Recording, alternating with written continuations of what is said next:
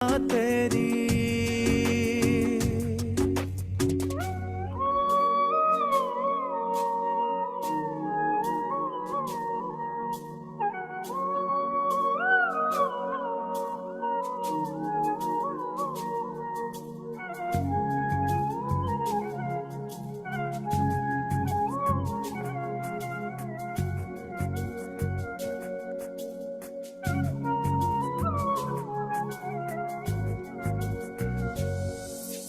माँ बन करके गोद में अपनी पाले धरती माता। माँ बन करके गोद में अपनी पाले धरती माता। बन कर पिता अम्बर भी बाहों में सबको समाता। माँ बन करके गोद में अपनी पाले धरती माता। बन कर पिता अम्बर भी बाहों में सबको समाता। सूरज की किरणों से है ऊर्जा सभी में भरती। सूरज की किरणों से है ऊर्जा सभी में भरती। मन भावन है नीर गगन, अगन पवन और धरती। प्रभु कितनी सुंदर रचना तेरी, कहते हैं जिसे प्रकृति। कितनी सुंदर रचना तेरी, कहते हैं जिसे प्रकृति। मन भावन है नीर गगन, अगन पवन और धरती। प्रभु कितनी सुंदर रचना तेरी।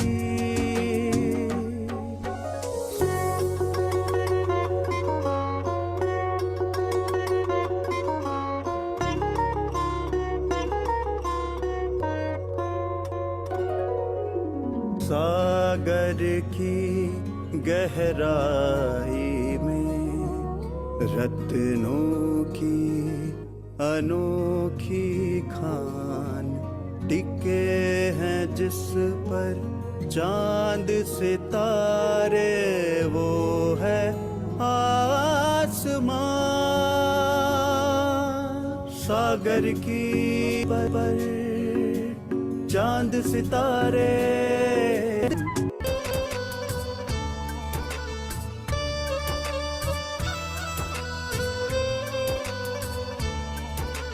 जल है तो कल है, जीवन है संसार है।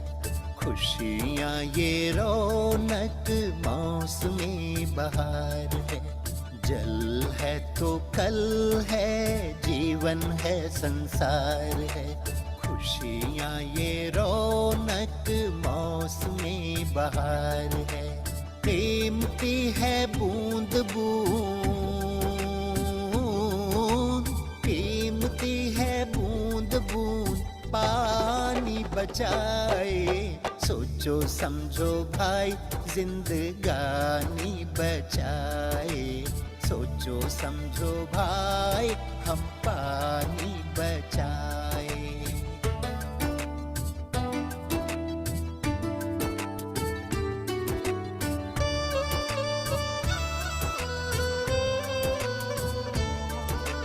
पानी को व्यर्थ अगर हम गवाएंगे, लाख टका देकर भी जिंदगी ना पाएंगे। पानी को व्यर्थ अगर हम गवाएंगे, लाख टका देकर भी जिंदगी ना पाएंगे। धरती प्यासी अंबर प्यासा, पानी की पुकार है। पानी के लिए वो देखो लंबी कतार है। कुदरत का उपहार इसके, कुदरत का उपहार इसके ज्ञानी बन जाए। सोचो समझो भाई जिंदगानी बचाए। सोचो आए, सोचो समझो भाई जिंदगानी बचाए। सोचो समझो भाई हम पानी बचाए।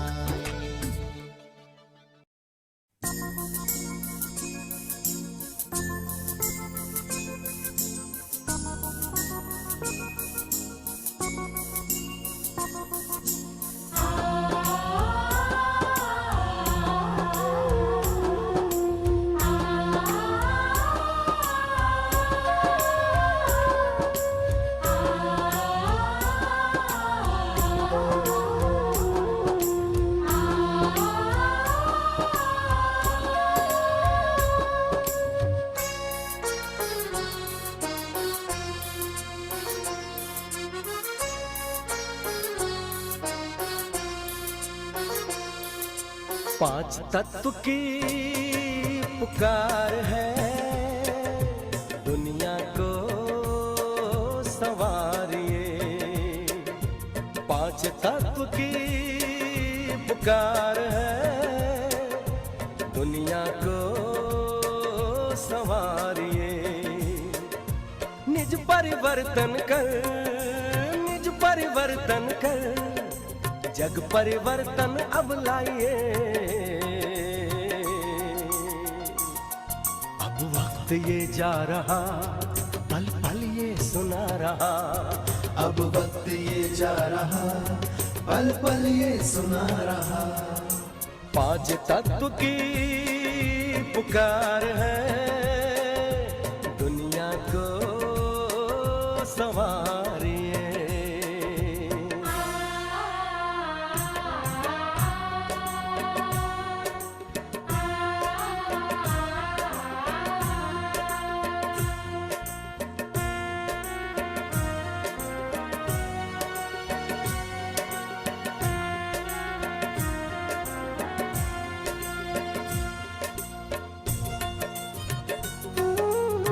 बेहद वो लुटाती है, ऐसे चलते रहिए, अरे ऐसे ही चलते रहिए, आगे ही आगे अब बढ़िए। पांच तत्व की पुकार है, दुनिया को संवारिए।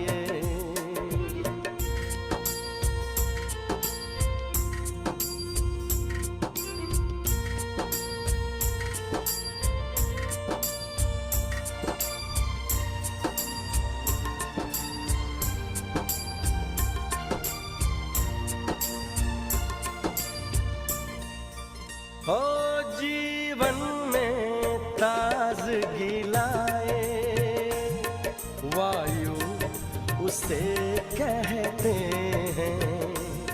मन में उमंग भरती सदा, जैसे पंछी वो उड़ते हैं। जैसे सूरज की किरणों से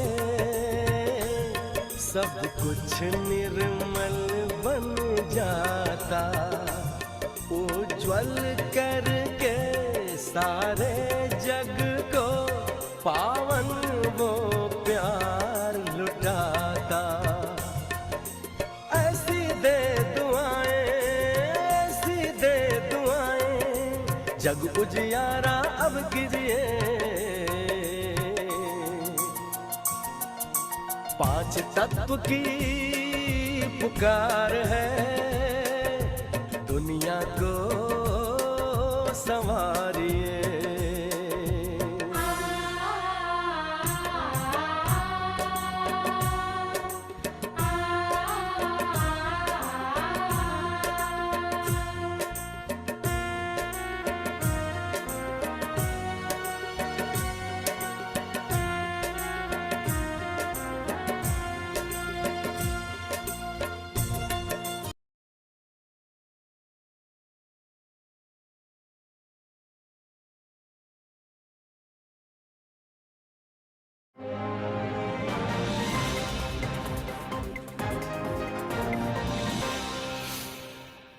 डेली करंट न्यूज में अभी की खबर है विश्व पर्यावरण दिवस 2023। विश्व पर्यावरण दिवस यानी वर्ल्ड एनवायरनमेंट डे हर साल 5 जून को मनाया जाता है। यह पर्यावरण के लिए सबसे बड़ा अंतर्राष्ट्रीय दिवस है। इस दिवस को मनाने का उद्देश्य लोगों को पर्यावरण के प्रति सचेत करना और उसके संरक्षण हेतु प्रोत्साहित करना है। यह दिन हर साल एक विशिष्ट थीम या स्लोगन के साथ आयोजित किया जाता है, जो उस समय की प्रमुख पर्यावरणीय चिंता को संदर्भित करता है। वर्ष 2023 के लिए इस दिवस की थीम बीट प्लास्टिक पॉल्यूशन अभियान के तहत प्लास्टिक प्रदूषण के समाधान पर केंद्रित है। आंकड़ों के मुताबिक प्रतिवर्ष 400 मिलियन टन से ज्यादा प्लास्टिक का उत्पादन होता है। इसमें से आधे को केवल एक बार इस्तेमाल करने के लिए डिजाइन किया गया है। इसमें से 10% से भी कम को रिसाइकिल किया जाता है। हर साल एक अलग देश द्वारा इसकी मेजबानी की जाती है।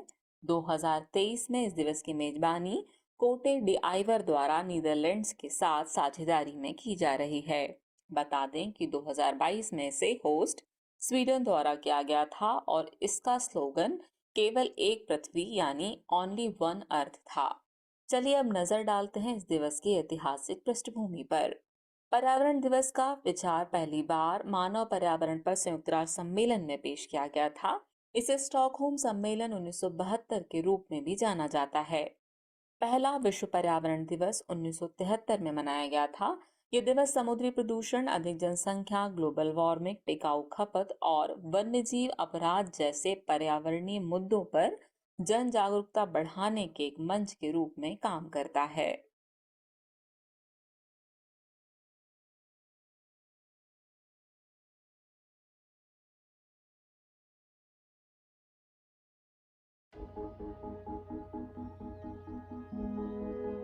I am home. I give you comfort. I shelter your family.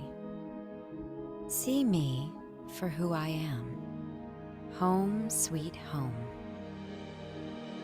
I am your refuge. I am the floor that supports you. The foundation that keeps you steady. The walls that give you shelter. The roof that protects you. I am your home. If you don't take care of me,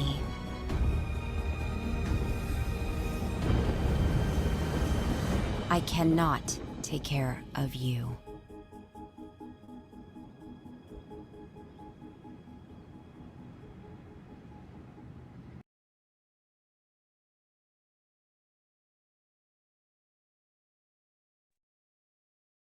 नमस्कार सभी को। अगर मेरी voice clear है तो मुझे बता सकते हैं। अच्छा, सौरभ जी का मुझे दिखाई देगा कि मेरी वॉइस क्लियर है। अभी जो आज का टॉपिक है और जो मैंने इससे पहले वीडियो चलाए हैं, मेरा क्वेश्चन है क्या वो वीडियोस रेलेवेंट हैं? यस। जो लोग को-होस्ट हैं वो अपने आप को अनम्यूट कर सकते हैं। तो यस सर। है ना? तो सौरभ जी, अगर वो रेलिवेंट हैं तो क्या वो वीडियोस दार्जुग नाइन ने बनाए हैं? नहीं सर, वो किसने बनाए? पब्लिक डोमेन में है सर वो सब तो। पब्लिक डोमेन में है। क्या सिर्फ इंडिया के वीडियोस थे ये? नहीं sir, all over the world की अभी की आजकल की नीड है। तो मैं ये बात करना चाहता हूँ, सबसे पहले मैं बताना चाहता हूँ कि आज विश्व पर्यावरण दिवस है और आज पूरी दुनिया इसे मना रही है। इसे मनाने का मतलब समझ लीजिए, ये कोई त्योहार नहीं है जिसके लिए खुशियां मनाई जाएं। ये एक ऐसा दिन के रूप में मनाया जाता है जब लोगों को, आम जनता को जागरूक किया जाता है। और ये आम जनता जो है वो 750 करोड़, वो कोई एक नंबर नहीं है। 750 करोड़ का मतलब है कि वो एक प्रजाति जिसे हम इंसान कहते हैं और वो उस ग्रह पे जिसे हम पृथ्वी कहते हैं, उसके बारे में।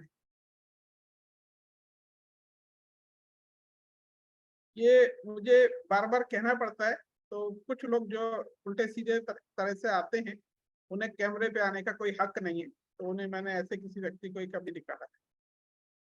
तो आज का जो सेशन है वो इसी पे चलता है, क्योंकि सेशन एक दो तरह के होते हैं। एक सेशन होता है कि एक स्पीकर ने अपने जो भी विचार थे या अपनी जो भी नॉलेज थी वो शेयर कर, और एक होता है two way session. Two way session का मतलब है कि अगर मेरे मन में कोई जिज्ञासा है, जेन्युइन जिज्ञासा है, तो मुझे वो जिज्ञासा का उत्तर मिले और तब वो आगे चल के हम उसे देखें कि हम कहाँ पे उसे एज ए नॉलेज यूज कर सकते हैं। लेकिन आज का सेशन मैं बोलूं कि इससे किसी और को फायदा होगा, इसे सबको छोड़। आज का सेशन अगर आप अटेंड करना चाहते हैं तो सिर्फ अपने लिए अटेंड कीजिए। आप ये समझिए कि ये जो वर्ल्ड एनवायरनमेंट डे है, क्या बिजनेस से हटके भी उसकी अहमियत है, उसका कोई और पहलू है? इसे समझने के लिए हमारे पास एक्सपर्ट हैं। एक्सपर्ट को आप लोग जानते हैं, समझते हैं, आप मिलते हैं, आप उनके प्रशंसक हैं, ठीक है, ज्यादातर लोग उन्हें जानते हैं। तो आज क्योंकि मैं कोई बहुत बड़ा अप्लॉज नहीं कराऊंगा, क्योंकि मुझे लगता है कि आज का दिन जो है वो जागरूक करने का दिन है। वो हमारे लिए किसी सेलिब्रेशन का दिन नहीं है, तो इस चीज को समझते हुए अपने सेशन को आगे बढ़ाते हैं। और मुझे दिखाई दे रहे हैं जितेंद्र डागर सर, तो मैं चाहूंगा डागर सर कुछ हमारे प्रश्न हैं। आज ये सेशन मैंने थोड़ा सा अलग रखा है, तो कुछ प्रश्न हैं, तो क्या हमें अनुमति है कि हम वो प्रश्न पूछें? नहीं, 100% अनुमति है। Good evening to everyone. और अच्छी बात है कि एनवायरनमेंट के लिए फाइनली इंडिया में भी कुछ होस्ट हो रहा है, कोई पूरे वर्ल्ड में बात कर रहा है, दैट इज गुड। बाहर तो हो ही रही थी। इस चर्चा को खैर आगे रखेंगे, जब आप क्वेश्चंस करेंगे तो कुछ इनसाइट्स में शायद बेटर दे पाऊंगा। सर आज का जो टॉपिक है वो यही है, बेसिकली वर्ल्ड एनवायरनमेंट डे आज पूरी दुनिया मना रही है।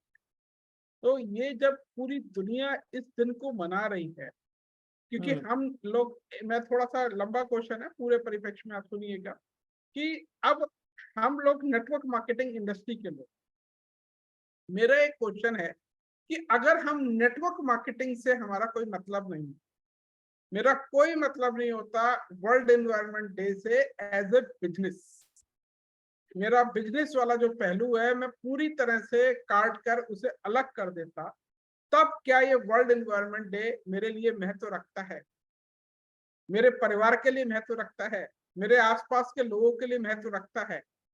वो रखता है तो वो किस तरह से महत्व रखता है, पहली चीज। और उसमें एज ए ऑर्गेनाइजेशन, मैं फिर से रिपीट कर रहा हूँ, बिजनेस वाली ऑर्गेनाइजेशन नहीं, एज ए ऑर्गेनाइजेशन दार्जिलिंग 9 ने क्या ऐसा किया है जो हमें सबसे अलग करता है एज एन ऑर्गेनाइजेशन, जो हम इस सोसाइटी के लिए, इस एनवायरनमेंट के लिए अच्छा कर सकते हैं, या हमारे हर व्यक्ति के पास वो ऑप्शन है कि वो इस नेचर, मदर नेचर के लिए कुछ कर सकते। That's all. एक चीज और मैं बोलूंगा, जिसके भी क्वेश्चन हो आज के सेशन में, मेरी रिक्वेस्ट है प्लीज वो लिख के दें, ठीक है? वो जो लोग को होस्ट नहीं है वो चैट बॉक्स में क्वेश्चन लिख सकते हैं, लेकिन क्वेश्चन के 2 नियम हैं। क्वेश्चन जो है वो आज के टॉपिक से जुड़ा हुआ होना चाहिए, मतलब रेलिवेंट टू द टॉपिक होना चाहिए, उसके अलावा किसी बीमारी का या कुछ भी अदरवाइज कोई क्वेश्चन नहीं होना चाहिए, सिर्फ रेलिवेंट क्वेश्चंस को सर आंसर करें। जी सर। चलिए सर, अब मैं इस क्वेश्चन को थोड़ा सा घुमा के आंसर करूंगा। जो आपने कहा कि क्या ये क्वेश्चन कितना रेलिवेंट है, ये वर्ल्ड एनवायरनमेंट डे हम लोगों के लिए कितना रेलिवेंट है, इस चीज का एक बार समझते हैं। मैं उम्मीद करता हूँ थोड़ी सी और भी बहुत सी चीजें समझ आएंगी। पहली बात, इस बात को पकड़ने की कोशिश करिए कि वर्ल्ड एनवायरनमेंट डे किसी एक कंपनी का घोषित दिवस है, किसी एक कंट्री का घोषित दिवस है जो खतरे में है एनवायरनमेंट के, किसी एक स्टेट का, किसी एक गांव का, किसी बाढ़ग्रस्त एरिया का, किसी नेचुरल कैलेमिटी एरिया का, या सबसे ज्यादा एनवायरमेंटल प्रॉब्लम से परेशान जापान का।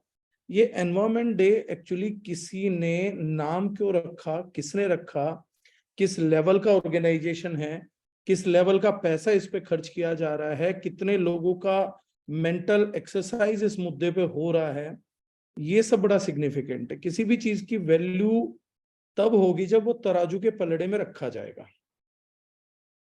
एक व्यक्ति जो रिक्शा चला रहा है उसे तो आज ये भी नहीं मालूम है कि वर्ल्ड एनवायरनमेंट डे है।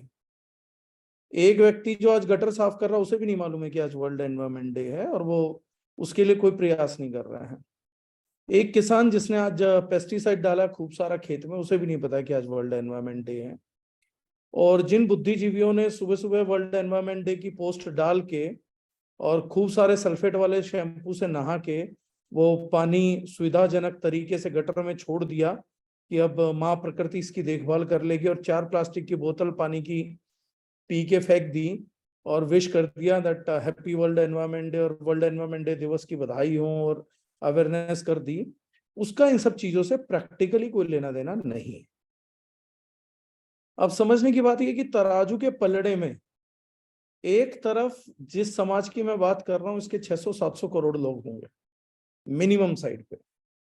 आज इस प्लेनेट पे एनवायरनमेंट डे की पोस्ट अगर फेसबुक पे जितने प्रोफाइल हैं तो मुझे लगता है उसके 80% लोगों ने पोस्ट तो आज डाला है, लेकिन इस ग्रह पे जितने आदमी हैं उनमें से आधा % आदमियों ने भी आज एनवायरनमेंट के लिए कुछ नहीं करा, ये भी मेरा गारंटी है। ये क्यों है?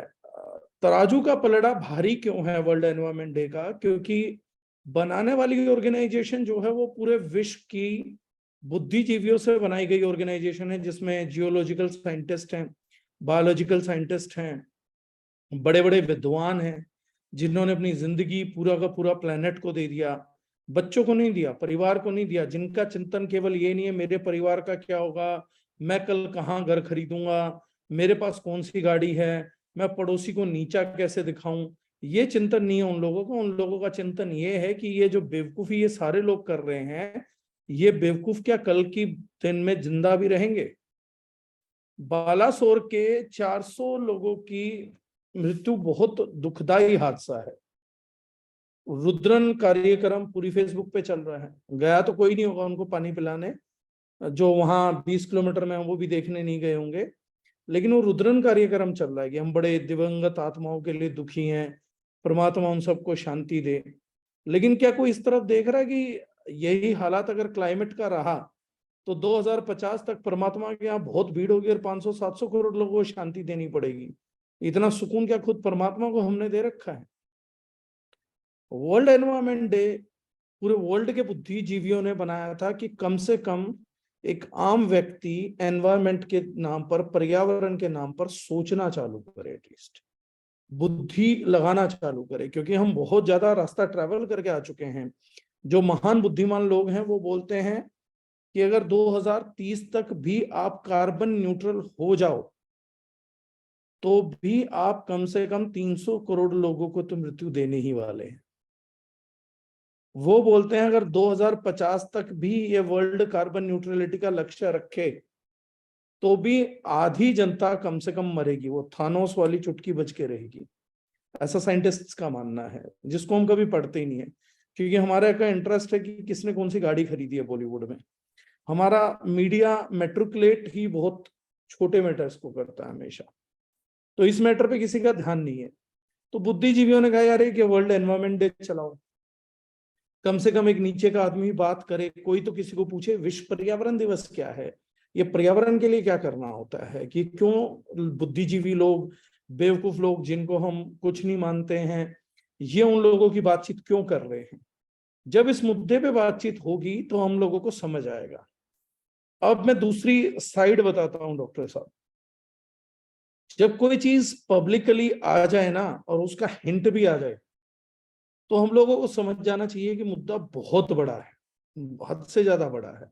रीजन बीइंग क्या है, हमारी गवर्नमेंट ये जानती है कि अगर पब्लिक को ये बता दिया जाए कि एक्चुअली में हालात कितने गंभीर हैं तो हम में से 99% लोग पैनिक में या तो जान दे देंगे या सुसाइड कर लेंगे या डिप्रेशन में चले जाएंगे, या ये भी हो सकता है कि मौत को सामने देख के हम अपना विवेक खो दें और एक दूसरे को मारना ही ना चालू करते हैं कि भैया मौत तो सामने खड़ी है, 5-10 साल रह गए, मुझे मौज लेनी है तो एक काम करूं, रोड पे चलता एक बंदा है, क्या करना, उससे गाड़ी छीन लेता हूँ, उसका मर्डर कर देता हूँ, उससे पैसे छीन लूंगा। कहीं शॉर्ट अर्निंग्स पे पब्लिक ना आ जाए, इसलिए भी गवर्नमेंट कभी भी इन चीजों को डिस्क्लोज नहीं करती है, क्योंकि विवेक बहुत छोटा हम लोगों का। आम जनता का विवेक जितनी होती जाएगी उतना विवेक छोटा होता जाएगा। तो आज ये मुद्दा अगर पूरे विश्व में चल रहा है सर तो छोटा नहीं हो सकता। जो पूरे विश्व में चलता है वो मुद्दा कभी छोटा नहीं हो सकता। मोदी राहुल हैं तो इस देश का मैटर है, विश्व का मैटर नहीं है। यूक्रेन रशिया था तो विश्व का मैटर था, क्योंकि एक तरफ न्यूक्लियर पावर खड़ी है, बाकी तो अजरबैजान और आर्मेनिया की लड़ाई चल रही है। कितने लोगों ने बोला यूक्रेन और रशिया की तरह, दोनों लड़ ही रहे हैं, आपस में लड़ रहे हैं। अजरबैजान आर्मेनिया दोनों का वॉर चल रहा है, लेकिन वर्ल्ड में किसी को पता भी नहीं है। यूक्रेन के वॉर के बारे में मालूम है क्योंकि रशिया के साथ चल रहा है। अकेली कंट्री के पास उतनी न्यूक्लियर वेपनरी है जितने पूरे वर्ल्ड के पास, और उससे भी ज्यादा है। तो इस मैटर को क्यों लेके आया गया ग्लोब पे, क्योंकि रशिया इन्वॉल्व था। इसी तरीके से एनवायरमेंट को क्यों लेके आया जा रहा है सर, क्योंकि रिस्क फैक्टर अब बहुत ज्यादा हाई हो चुका है। बुद्धिजीवी लोग हिंट को पकड़ पा रहे हैं, समझ पा रहे हैं। आम जनता से मुद्दा अभी भी दूर है, लेकिन गवर्नमेंट चाहती है थोड़ा बहुत करे, कोई 1 करे, कोई 2% करे। कोई और बुद्धिजीवी भी तो ऐसा होगा जो IAS नहीं बन पाया, कोई बुद्धिजीवी तो ऐसा होगा जो वर्ल्ड हेरिटेज में नहीं है या बाकी लॉबी में नहीं है, लेकिन वो अपने स्तर पे, अपनी कॉलोनी में, अपने घर में, अपने समाज में या अपने शहर में या अपने राज्य में इस चीज की जिज्ञासा करके कुछ तो बदलाव करेगा। तो इस टाइम पे गवर्नमेंट ये देख रही है कोई 1% भी बदले तो कम से कम 5-10% तो लोग बदलें, कुछ गवर्नमेंट अपने लेवल पे कर रही है। तो ये मुद्दा सुपर सेंसिटिव है sir, ultra super sensitive matter है। दूसरा क्वेश्चन था आपका कि दार्जिलिंग क्या ऐसा करती है जो इस मैटर पे उसे दूसरों से अलग बनाती है। मैं हमेशा एक बात बोलता हूं सर, हमारी माइंडसेट, हमारा वे ऑफ परसेप्टिंग थिंग्स वो बहुत इम्प्रैक्टिकल है। बहुत इम्प्रैक्टिकल कैसे है कि एक आम आदमी ये सोचता है कि कोई चीज तब बिकती है जब वो दूसरों से बहुत अलग। जैसे मुझे लगता है कि कोई दुकान खोलेगा कपड़े की, आम व्यक्ति पहली बार, तो बोलेगा कोई मेरे से कपड़ा क्यों खरीदेगा, मैं दुनिया से अलग कपड़ा लाके बेचूं। तो वो अपने कपड़ों पे LED लाइट लगा देगा, कोई आदमी करंट की तार छोड़ देगा, कोई आदमी उस पे हो सकता है कि मिट्टी में सना ले आए कि आपको किसी और दुकान पे नहीं मिलेगा। कई बार हम अजीब दिखने के चक्कर में ना नमूनों के बजाय मुजस्समे बना देते हैं। ये रिक्वायरमेंट भी नहीं है बहुत ज्यादा कि हम दूसरों से अलग क्या कर रहे हैं, ये रिक्वायरमेंट बहुत जरूरी है कि हम कर क्या रहे हैं। गर्व इस चीज में नहीं है कि हम दूसरों से अलग क्या कर रहे हैं, दूसरों से अलग ना भी हो। अब मान लीजिए एक फौजी दूसरे फौजी के साथ मिलके बाढ़ग्रस्त लोगों को बचा रहा है, और ऐसे 10,000 लोग हैं जो बाढ़ में लोगों की जान बचा रहे हैं। अब उसमें कोई पूछे कि जी आप ऐसा अलग क्या कर रहे हो जो दूसरा कोई फौजी नहीं कर रहा, तो उसमें कोई ऐसा अलग करने की जरूरत नहीं है। मैं मरते हुए लोगों की जिंदगी बचा रहा हूं, इतना भी बहुत सामान्य है। तो जैसे संसार में अगर आज मैं बोलूं कि मैं सबसे अलग कार्य कर रहा हूं, या मेरी कंपनी दार्जिलिंग, हम लोगों की कंपनी सबसे अलग कार्य कर रही है, तो मुझे लगता है उन लोगों के साथ नाइंसाफी हो जाएगी जो प्लेनेट पे काम कर रहे हैं। डायरेक्ट सेलिंग में तो हम बिल्कुल अनोखे ही काम कर रहे हैं, लेकिन उन लोगों के साथ, उन बुद्धिजीवियों के साथ नेटवर्क मार्केटिंग के चंद बेवकूफों के कारण मैं उन बुद्धिजीवियों का अपमान नहीं कर सकता कि हम बहुत अलग कर रहे हैं। मुझे तो आज भी ये लगता है कि पर्यावरण के लिए जो कंट्रीब्यूशन हमारा है, मैं इस चीज से व्यथित भी हूँ, दुखी भी हूँ कि जितना हम चाह रहे हैं कि हम करें उतना हम कर नहीं पा रहे। हमें बहुत स्पीड से, बहुत तेजी से पर्यावरण को कंट्रीब्यूट करना चाहिए। अभी बहुत बड़े बड़े लोग हैं सर जो पूरा जीवन बैठे हुए हैं देकर, मतलब आप सोच भी नहीं सकते कि इन परिस्थितियों में कहाँ अध्ययन कर रहे होंगे। अभी पीछे मैं खबर पढ़ रहा था, नॉर्थ अटलांटा में बर्फ पिघली, तो वहां पे जो नॉर्थ पोल के बेयर्स हैं, भालू हैं, वो खत्म हो रहे थे। उस हालात में उनको बचाने के लिए कुछ पर्यावरणविद पिछले 5 सालों से पड़े हुए हैं। उस ठंड को सन में आप आधा घंटा नहीं झेल सकते, बावजूद इसके कि पूरी तैयारी में झेल ले, आधा घंटा नहीं, चारों तरफ बर्फ ही बर्फ दिखती है। उस माहौल में आपकी आंखों में सूजन आ जाएगी, बाकी शरीर तो छोड़ दो, देख देख के सूज जाएंगे आंखें कि यार चारों तरफ कुछ दिखता नहीं है। हरा रंग देखे हुए जमाने हो गए, जानवर देखे हुए जमाने हो गए, पक्षी देखा हुआ जमाना हो गया। साइलेंस इतना है कि आदमी मर जाए तो मेरे ख्याल से उसको शोर सुनाई देगा, लेकिन नॉर्थ पोल पे खड़े आदमी को शोर नहीं सुनाई देगा सर। मौत से भी ज्यादा सुन जगह है। तूफान कभी भी आ जाता बर्फ का। एक छोटे से कंटेनर के अंदर अपने आप को एक व्यक्ति 5 साल से बंद करके बैठा हुआ है, और मेरे जैसा एक व्यक्ति दिल्ली के एसी ऑफिस में गर्मी के अंदर बैठ के अगर इस सवाल का जवाब देगा कि मैं दूसरों से क्या अनोखा कर रहा हूँ, तो भाई साहब 5 साल बाद निकल के मुझे थप्पड़ मारने आएंगे, स्पेशली कि हमारे कंट्रीब्यूशन के देखते हुए आपकी हिम्मत कैसे हुई, आपने कुछ बोला। तो ये एक छोटा एग्जांपल है सर। अभी मैं कईयों को देखता हूं कि जानवरों के रेस्क्यू ऑपरेशंस चलाए जा रहे हैं, हिंसक जानवरों के रेस्क्यू ऑपरेशंस लोग कर रहे हैं। हमारा जब ध्यान जाता है, जब मैंने इस मुद्दे पे ध्यान दिया, तो हमें पता लगता है कि हम कुछ भी नहीं कर रहे हैं। ऑल्दो मेरा टारगेट ये था कि शायद मैं मासेस को एजुकेट करके ज्यादा बड़े कंट्रीब्यूशन की तरफ जाऊंगा, लेकिन हाँ, अभी दार्जिलिंग केवल इतना ही कर रही है कि वो डायरेक्ट सेलिंग में एक अलग कंपनी है जो आम जनता को भी उस चीज को एजुकेट करने की कोशिश कर रही है, जो मुद्दा अभी भी आम जनता से 100 आसमान पार है। खुदा शायद 7 आसमान पार है, लेकिन केमिकल फ्री की अवेयरनेस शायद 100 आसमान पार है अभी भी। लेकिन फिर भी इस मुद्दे को हम हर व्यक्ति तक पहुंचाना चाह रहे हैं, इस पर डिस्कशन करना चाह रहे हैं, इस मुद्दे के हिस्से की गालियां भी खाना चाह रहे हैं, इस मुद्दे के हिस्से का मजाक भी बनना चाह रहे हैं, क्योंकि बहुत से लोग मजाक भी बनाएंगे। कहेंगे इनसे कुछ नहीं होता, पहले कहेंगे होता है, फिर कहेंगे, ये सब झेलना चाह रहे हैं। क्योंकि बात ये है कि ये समाज बचेगा या नहीं बचेगा, ये ग्रह बचेगा या नहीं बचेगा, वो ये सब मिट ही रहा है। तो मेरे हिस्से की आई हुई गालियां और मेरे हिस्से की तारीफ दोनों बेकार है। और अगर ये ग्रह बचा लिया जाएगा और उसमें अपना कुछ एफर्ट है, तो मुझे कोई फर्क नहीं पड़ता मैंने कितनी गालियां खा के इस ग्रह को बचाने की कोशिश की है। तो ये दोनों तरफ से मेटेरियलिस्टिक चीज हो जाती है सर। तो इसलिए दारुजनाइन को मैं ये तो नहीं कहूंगा सबसे अलग कुछ कर रही है, लेकिन हाँ कुछ हटके करने की कोशिश तो जरूर है, जिसको कि बुद्धिमत्ता के लेवल पे, मैथ साइंस और लॉजिक के लेवल पे कोई भी दूसरी क्लास का बच्चा भी इस चीज को जज कर सकता है। प्रोडक्ट लेबल पे, प्रोडक्ट कंपैरिजन पे, पैकेजिंग पे, पैकेजिंग के तरीकों पे।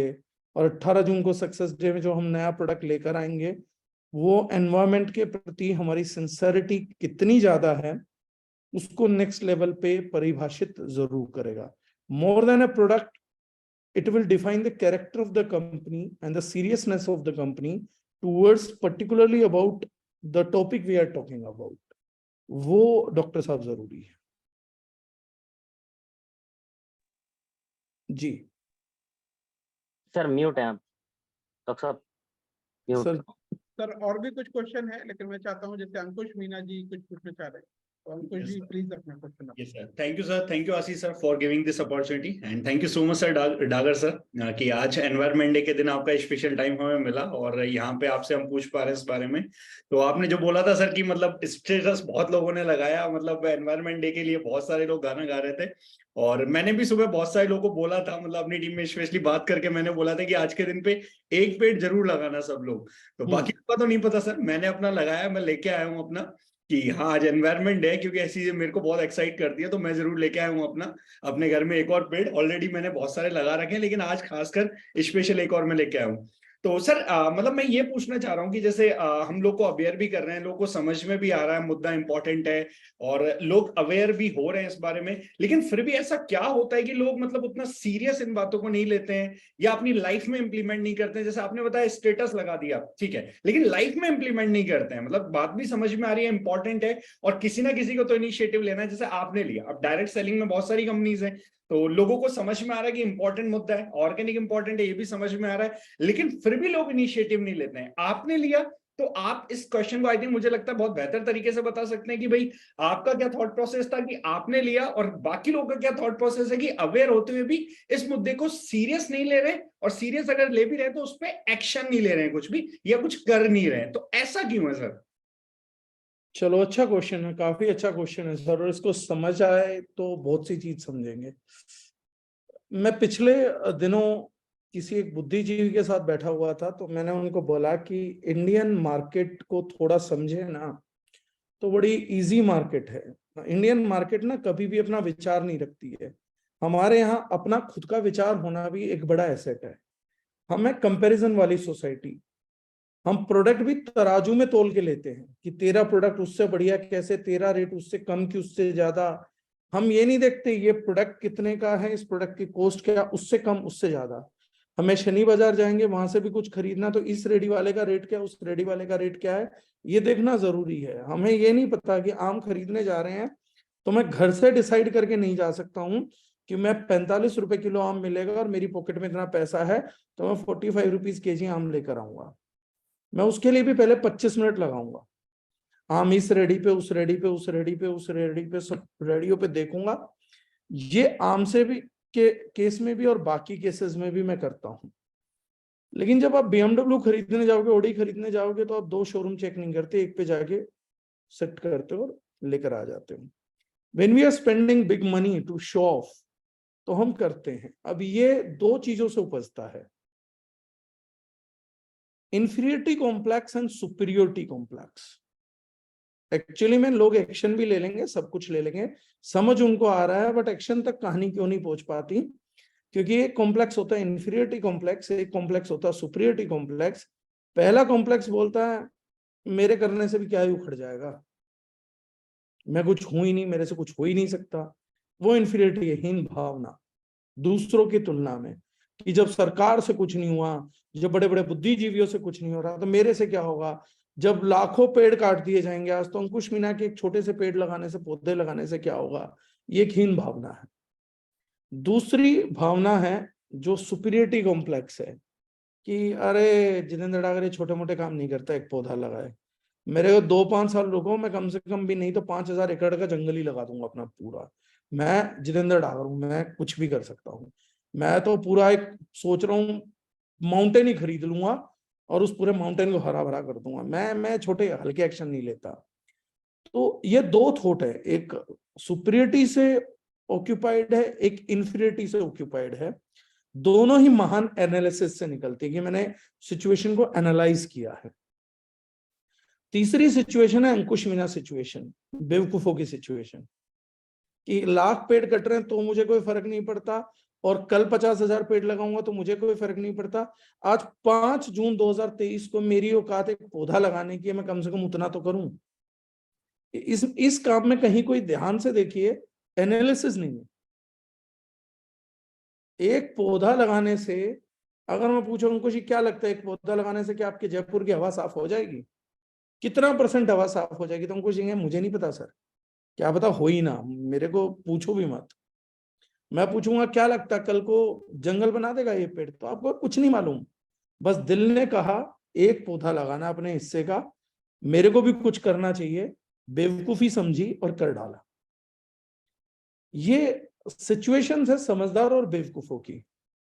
जो हमारे यहाँ समझ गया वो एक बड़ी अच्छी पंजाबी कहावत है, मैं ट्रांसलेट भी करूंगा, पहले उनको उनकी भाषा में बोलता हूँ, समझ आ जाए ना तो ये दुनिया जाग जाएगी। और मैं इस मुद्दे को बड़ा सिंसियरली और क्रिएटिवली बताऊंगा कि where the problem is happening.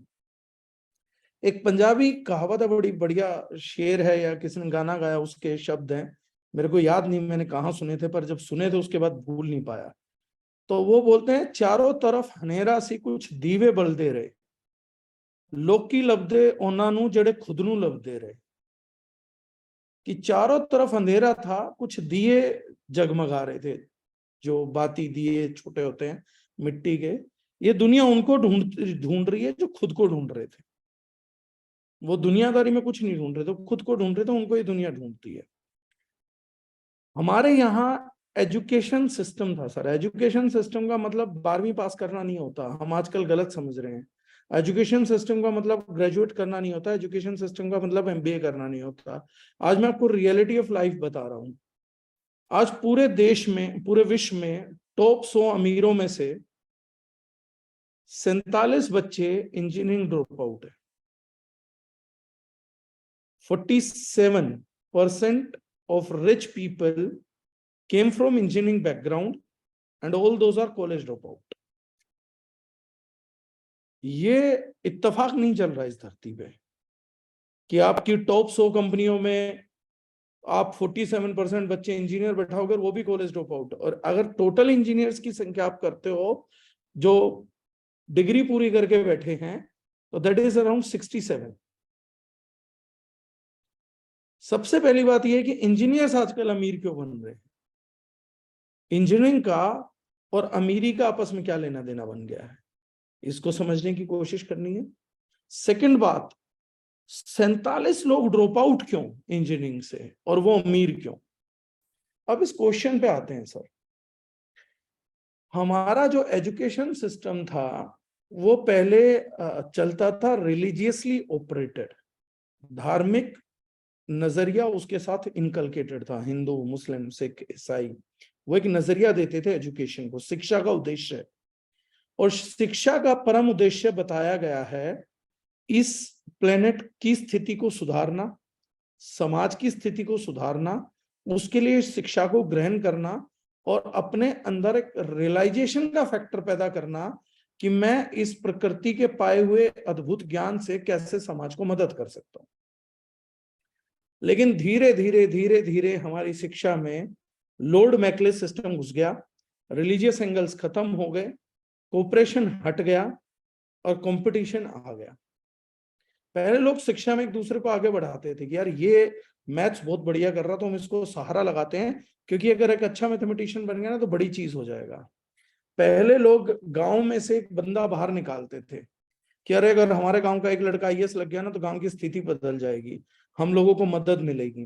कोई गांव का व्यक्ति दिल्ली पहुंच गया तो वो दिल्ली बसने में हम लोगों की मदद करेगा। कोई कनाडा पहुंच गया तो वहां बसने में मदद करेगा, और लोग करते भी थे, इसलिए कनाडा को मिनी पंजाब बोला गया। यूके आपको यूएस को मिनी गुजरात बोलते हैं, क्योंकि वो कम्युनिटीज वहीं गई, उन लोगों ने पुल किया। धीरे धीरे धीरे धीरे इंग्लिश सिस्टम हावी हुआ, अब हम पुल नहीं करते। अब गांव का एक लड़का गांव से निकल गया तो वो दूसरे की कोशिश करता है कि कोई दूसरा ना निकल पाए, ताकि मैं गांव में जाके ये बता सकूं मैं ही वो जीनियस हूं जिसके बारे में तुम सुनते हो, किससे कहानियों में बताया जाता है। तुम्हारे गांव के इतिहास में दूसरा कोई व्यक्ति नहीं निकला, मैं ही वो व्यक्ति हूं। ये हीन भावना उसमें चलती है। सुपीरियरिटी बनाना चाहता है, इंफीरियरिटी बनाना चाहता है। इस सुपीरियरिटी इंफीरियरिटी कॉम्प्लेक्स में होता क्या है कि कई बार तो हम ऐसी जोन में घुस जाते हैं कि हमसे कुछ हो ही नहीं पाएगा, और कई बार हम ऐसी जोन में जा घुसते हैं कि मैं करूंगा तो सही, लेकिन एक दिन सीधा पंप ब्लास्टिंग करूंगा। आज वर्तमान में नहीं जिएंगे, या तो हम जी रहे हैं पास्ट में कि यार मैंने पहले भी बहुत बार करा है, मेरे बस की देखा कुछ नहीं है, हाथ जुड़वा ले अंकुश, मैंने करके देखा भाई, इन चीजों के कोई नतीजे नहीं आते। या तो आप पास्ट में जी रहे हो या फ्यूचर में जी रहे हो कि मैं फ्यूचर में कुछ बहुत बड़ा कर दूंगा। We are not living in the present. और अगर मैं बेसिक साइंस आपको समझाऊं तो क्या आप प्रेजेंट में रहते हुए फ्यूचर या पास्ट में जाके एक्शन कर सकते हो? एक्शन तो प्रेजेंट में होगा, और प्रेजेंट में होने के लिए आपको एनालिसिस की नहीं, इंप्लीमेंटेशन की जरूरत पड़ती है। ना भविष्य का सोचो, ना पास्ट की चिंता करो, बस उठो, एक पौधा लगाना, एक पौधा लगा दो। 5 पौधे लगाने का आज का दिन है, लगा दो। आज लग रहा है मीटिंग से शाम को 4 घंटे 10 लड़कों को इकट्ठे करके छोटे छोटे पौधे लगवाऊंगा, लगा दो। 2 कुत्तों को खाना डालूंगा, डाल दो। 5 गाय को रोटी खिलानी है, खिला दो। 3 इंसानों को वर्ल्ड एनवायरनमेंट डे पे ढंग से बात करूंगा, तमीज से बात करूंगा, गाली नहीं दूंगा, वो भी कर डालो। आज मैंने डाला ना, मुझे एक बड़ी अच्छी लाइन लगती है रॉक स्टार मूवी के गाने की, ओ इको फ्रेंडली नेचर के रक्षक मैं भी हूं नेचर। तो हम भी नेचर है। एनवायरनमेंट डे आउटसाइड नहीं है, मैं भी एनवायरनमेंट हूं, an environment in a small environment मैं भी हूं। तो वर्ल्ड एनवायरनमेंट डे अपने रियलाइजेशन का भी है। रियलाइजेशन इंपॉर्टेंट है। हम में से 99% लोग फैक्ट्स के साथ एग्री कर रहे हैं, हम थ्योरी के साथ एग्री कर रहे हैं, इंप्लीमेंटेशन नहीं कर रहे हैं। और जब तक इंप्लीमेंटेशन नहीं है तब तक दिक्कत है, क्योंकि हम इंप्लीमेंट करना ही नहीं चाहते, हम कंपैरिजन चाहते हैं। इंफीरियरिटी सुपीरियरिटी से बाहर निकलेंगे तो वर्तमान में जी पाएंगे। जो आदमी ये कंपैरिजन करता है, कई लोगों ने कहा सर आपकी नेटवर्क मार्केटिंग में लोग बुरा ही नहीं करते। मैंने कहा इसलिए नहीं करते क्योंकि कोई एमएलएम में कमा रहा तो मुझे बुरा नहीं लगता, कोई मेरे से ज्यादा कमा रहा तो भी बुरा नहीं लगता। कोई ये बोल दे कि डागर जी कोई आपसे टैलेंटेड आदमी बहुत ज्यादा पैसे कमा गया, तो मैं एक ही बात बोलता हूँ, उसका बृहस्पति ग्रह मजबूत होगा, मेरा कमजोर है। मगर के जातकों का भाई नीच जाति का होता, उसका बढ़िया होगा, मेरे को सेटिस्फेक्शन है। I give my self a reason to stay contented. मैंने लाइफ में एक चीज को समझा है कि भाई मुझे दूसरों से खुद को कंपैरिजन में नहीं डालना है। दूसरा डाल रहा है ये भी उसकी बेवकूफी, मैं तो चाहता हूं वो भी मुक्त हो मेरे से, क्योंकि ultimately we are living for our self. मेरी रिस्पॉन्सिबिलिटी मैं एनवायरमेंट के लिए भी इसलिए कर रहा हूँ क्योंकि मेरा प्लेनेट है। अगर मुझे आज कोई बोल देना कि डागर जी मंगल ग्रह पे ऐसी कॉलोनी है और हम आपको शिफ्ट कर देंगे, मैं कल से केमिकल का माल बेच के कहूंगा भाड़ में जाऊं, मुझे कोई मतलब नहीं है।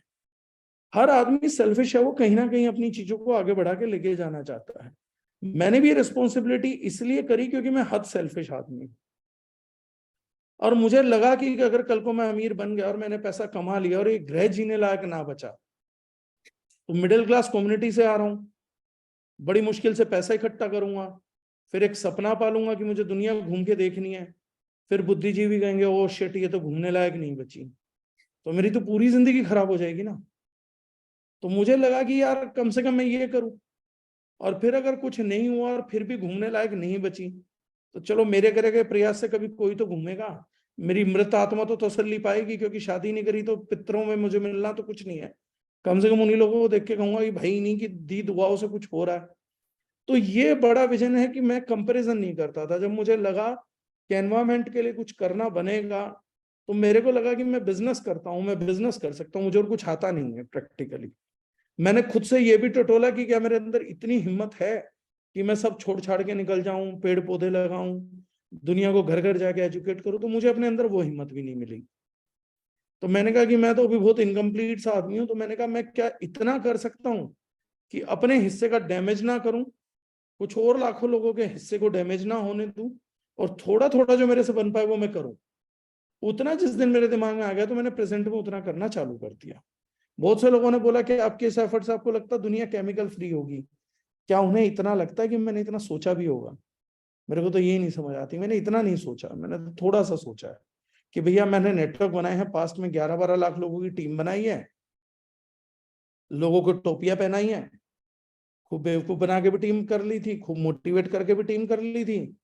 बड़ा अंदरूनी खाली सा हो जाता था 10-11 लाख लोगों की टीम बना के पैसा कमा के कि हमने क्या ही कर दिया। मैंने कहा चलो इस बार और कुछ नहीं मिलेगी तो 10-11 लाख लोग जोड़ के ये शांति तो मिलेगी कि कम से कम इनको केमिकल फ्री करा, ग्रह के लिए कुछ करा, कम से कम वो तसल्ली तो रहेगी। इतना मुझे पता था मैं 10-11 लाख लोगों की टीम बना लूंगा, और वो मैं झूठ भी नहीं सोच रहा था। 2-3 लाख लोगों की उसमें से बना भी दी, 5-10 लाख लोगों तक ये बात पहुंचा भी दी। तो और 2-4 साल 5 साल भी रहा परमात्मा की दया से तो इतना सब कर लेंगे। तो इसलिए मैं सबसे यही अपील करूंगा, ज्यादा मत सोचो, एनालिसिस में मत घुसो। लाइफ है नहीं एनालिसिस करने के लिए। क्यों फ्यूचर की चिंता करना, क्यों पास्ट पे बार बार सोचना कि तब ये हुआ था वो हुआ था। लिव इन प्रेजेंट, और प्रेजेंट में वही जी रहा है जो इम्प्लीमेंट कर रहा है चीजों को। आज जिसने एक पौधा लगा दिया, एक गमला भी लगा दिया ना, उसने वर्ल्ड एनवायरमेंट डे के लिए कर दिया अपना जो हो सकता था, आज की तारीख में जो समझ आ रहा था। कल हो सकता है, मैं उम्मीद करूं यही आदमी कोई बड़ी चीज बने और 50 करोड़ पौधे भी लगाए, पेड़ लगा दे यार, बड़े बड़े लगा दे, अफोरेस्टेशन कर दे। हो सकता है 4 नदियों को दोबारा एनर्जाइज कर दे, पानी ले आए। ऐसी उम्मीद मैं करूंगा। लेकिन 2023 में मैं अंकुश मीना जी से उम्मीद करूं कि सर आज आप 5 करोड़ प्लांट लगा दो, तो नहीं होगा ना। लेकिन मैं इस चीज से खुश हूं कि कम से कम एक प्लांट तो लगाया।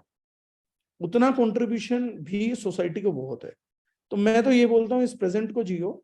और मेरे पास कोई एक्स्ट्रा विजन नहीं थी, मैं थोड़ा बेवकूफ हूँ। मैं एक चीज को समझने के बाद उस पर सोचता नहीं रहता हूँ, बस मेरी एक हैबिट अच्छी है। मेरे मोटी मोटी बुद्धि में बात आ गई ना एक बार, तो वो आ गई। मैं मोटी बुद्धि का आदमी हूँ, मैं हमेशा बोलता हूँ। या तो मेरे दिमाग में बात घुसेगी नहीं या निकलेगी नहीं, वन वे एंट्री है। मैं फॉर्म की तरह या एब्जॉर्ब कर लिया तो कर लिया, नहीं तो नहीं। सही भैया, मतलब ही नहीं है, हाथ जोड़ो, पैर पकड़ो, साइड भागो। लेकिन एक बार बात खोपड़ी में आ गई तो वो आ गई, और उस पर कुछ ना कुछ करूंगा। तो बेवकूफ होने के नाते मुझे ये वरदान है कि मैं चीजों को इम्प्लीमेंट कर पाता हूँ। समझदार रहता तो एनालिसिस करता रहता। तो उस कैटेगरी में आप भी एक हैं। मुबारक हो, एक पौधा लगा के आपने अपनी बेवकूफी का सर्टिफिकेट हासिल किया। समझदार तो आज सोच रहे हैं कि आगे चल के उन्हें बड़ा क्या करना है, वो सोचते रहेंगे।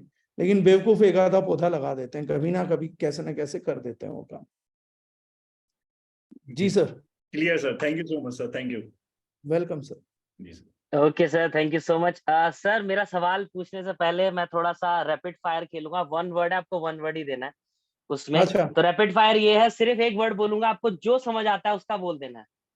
जो भी फर्स्ट वर्ड आता है आपको वो बोल देना है। First is plant. What is? Plant, plant.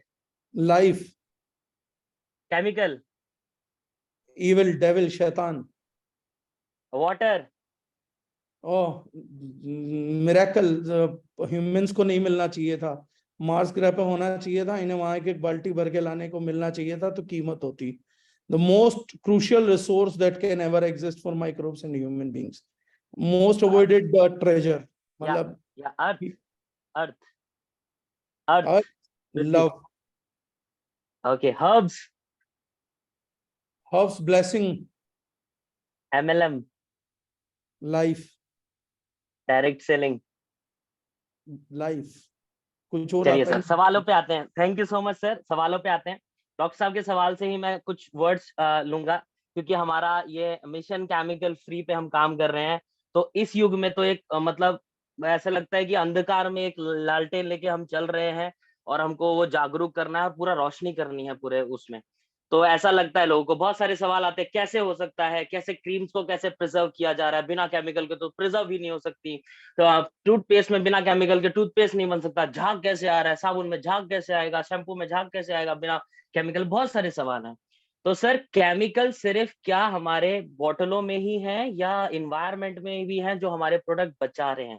क्या हम उसके लिए दार्जिलिंग उसके लिए भी जिम्मेवार अपने आप को मानेगा कि हाँ यार, हम उसके केमिकल को भी फ्री कर रहे हैं, बिकॉज हमारे प्रोडक्ट्स जब जैसे केमिकल सीवेज में जाकर फिर वो रिवर्स में जाते हैं, तो हमारे प्रोडक्ट्स केमिकल फ्री हैं, क्या वो इसको कुछ कंट्रीब्यूट कर पाएंगे थोड़ा बहुत? बस यही हाँ, सवाल है सर, दो छोटा। तीन चीजें हैं सर। पहला क्वेश्चन, इसमें सर केमिकल लोचा भी लोगों के दिमाग में होता है, वो भी बता दीजिएगा। देखिए केमिकल लोचा, ये सबसे पहले तो सौरभ जी का क्वेश्चन वही था कि लोग पूछते हैं प्रिजर्व कैसे होंगे, झाग कैसे होंगे। देखो उनका सवाल गलत नहीं है। पहले तो उनसे ही पूछ लो कि जो तुम आज तक यूज करते आ रहे हो वो प्रिजर्व कैसे हो रखा है, तो कहेंगे केमिकल से हो रखा। पूछो कौन से केमिकल से हो रखा है। उनसे पूछो कि ये अचार जो उनकी मम्मी बनाती थी ये कैसे प्रिजर्व होते थे। उनसे पूछो कि ये जो उनका आटा 1 महीने रहता है ये 1 महीना प्रिजर्व कैसे रहता है, और रोटी बनने के बाद ये 5 दिन प्रिजर्व क्यों नहीं रह पाता है। ये क्वेश्चन का भी तो जवाब उन लोगों को देना चाहिए। जो लोग पूछते हैं कि भैया ये झाग कैसे बनता है, उनसे पूछो फिर ये नदियों में झाग कैसे बने हुए हैं। तो कम से कम यही मान लो वो नदियां केमिकल की भरी हुई, ये तो तुमने कर दिया। तो अगर तुम्हें पता है झाग केमिकल से बनते हैं, तो फिर यमुना जी में भी झाग केमिकल से बना रखा है और तुम ही लोगों ने बना रखा है। कम से कम इतना ही मान लो। उनसे पूछो कि झाग बनता ही क्यों है। ऐसे कई क्वेश्चन है, ये सारे केमिकल लोचे हैं। जहां तक बात है सर D9 की ट्यूब्स में केमिकल नहीं है, कैसे कैसे कंट्रीब्यूट करता है तो मैं बताता हूं।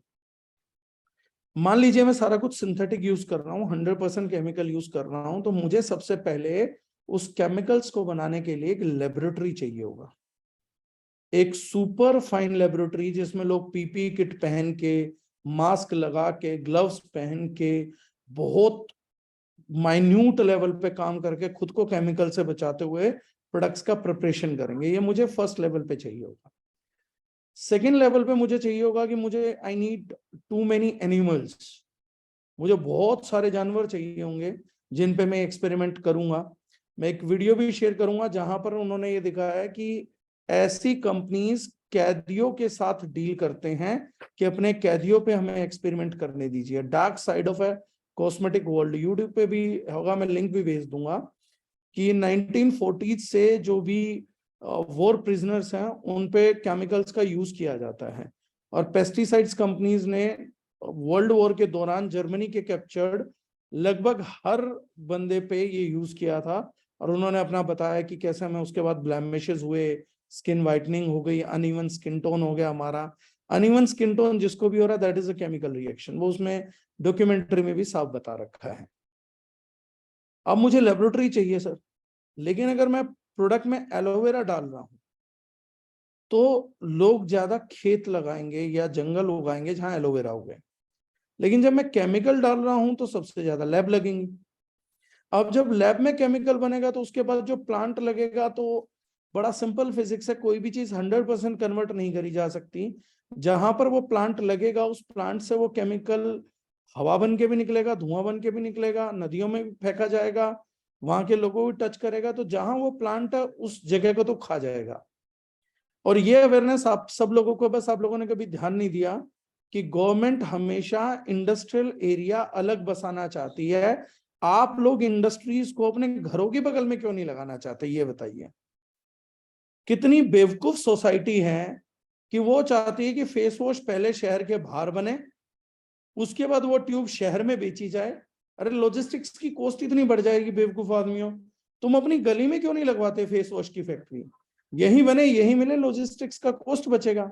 लेकिन उस टाइम लोग बोलते हैं नहीं नहीं पोल्यूशन बहुत होगा, हम मर जाएंगे। किस चीज से पोल्यूशन होगा? लोगों के काम करने से। फैक्ट्री की दीवारों से पोल्यूशन होगा, फैक्ट्री की रखी गई मशीनों से पोल्यूशन होगा। पोल्यूशन होगा उसमें प्रोसेस होते हुए रॉ मटेरियल से।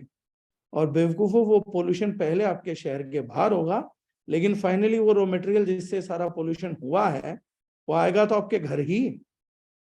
तो जिस आदमी को केमिकल्स का साइड इफेक्ट समझना, वो इंडस्ट्रियल एरिया में घर बनाए, सब समझ आ जाएगा उसे।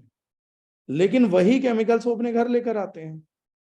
तो हम जो कंट्रीब्यूट कर रहे हैं, जब हम प्लांट बेस्ड एक्सट्रैक्ट्स को यूज करते हैं, या जैसे झाग उठाने के लिए हम कोको ग्लूकोसाइड यूज करते हैं कोकोनट का बना हुआ, तो हमारे रॉ मटेरियल सप्लायर चाहते हैं कि भैया इनके प्रोडक्ट की डिमांड बढ़ रही है, सप्लाई पूरी करने के लिए हमें नारियल चाहिए होगा बहुत सारा।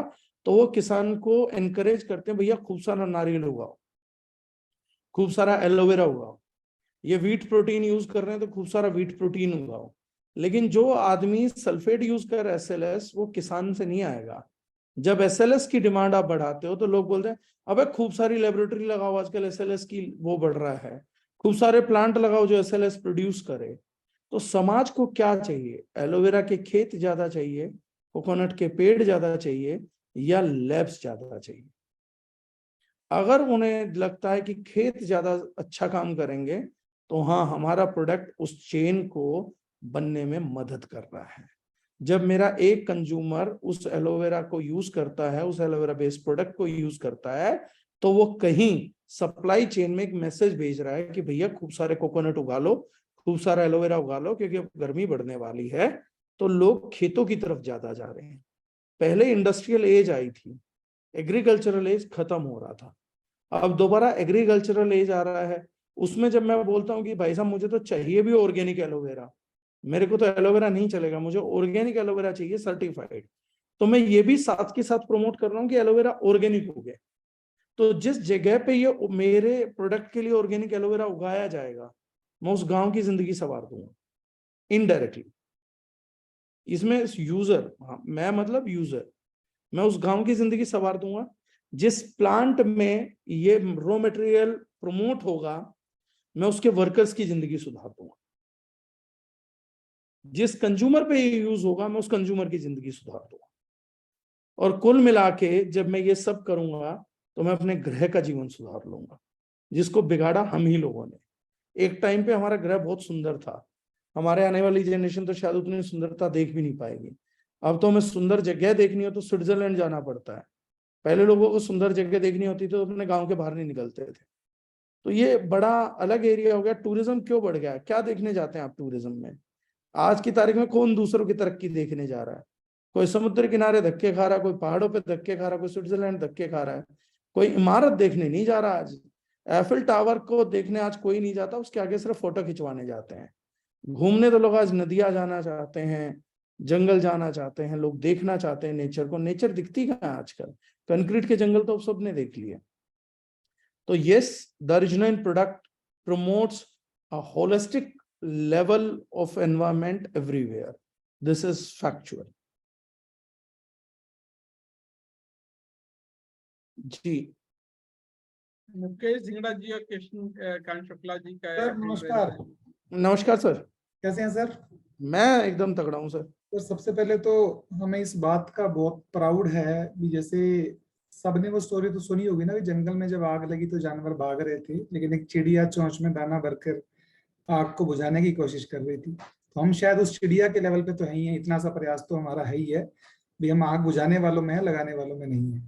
तो मेरे सर दो क्वेश्चन हैं जो मेरे को रूटीन में आते हैं और मैं प्रोडक्ट से रिलेटेड सवाल आपसे पूछना चाहूंगा जी। पहला सवाल सर मेरा ये है कि जब मैंने थोड़े दिन पहले एक वीडियो देखा था मैंने, जिसमें हमें पूरे इन्वायरमेंट को जो प्लास्टिक से खतरा हो रहा है, हर जगह पे लिफाफे, प्लास्टिक की जो वाटर बॉटल्स आती हैं, ये पूरे समुंदर में, जमीन में, जगह जगह, मतलब खत्म तो होती नहीं है ये, तो कहीं ना कहीं ये स्टोर होती जा रही है हमारी धरती के ऊपर। तो हमारे भी जितने भी प्रोडक्ट हैं वो प्लास्टिक कंटेनर्स में आते हैं, बॉक्सेस में आते हैं। तो क्या हम वहां पे भी कुछ ऐसा कर रहे हैं भी जो हमारा प्रोडक्ट्स का जो कंटेनर्स हैं, जो प्लास्टिक हम यूज कर रहे हैं, वो दूसरे प्लास्टिक से डिफरेंट है?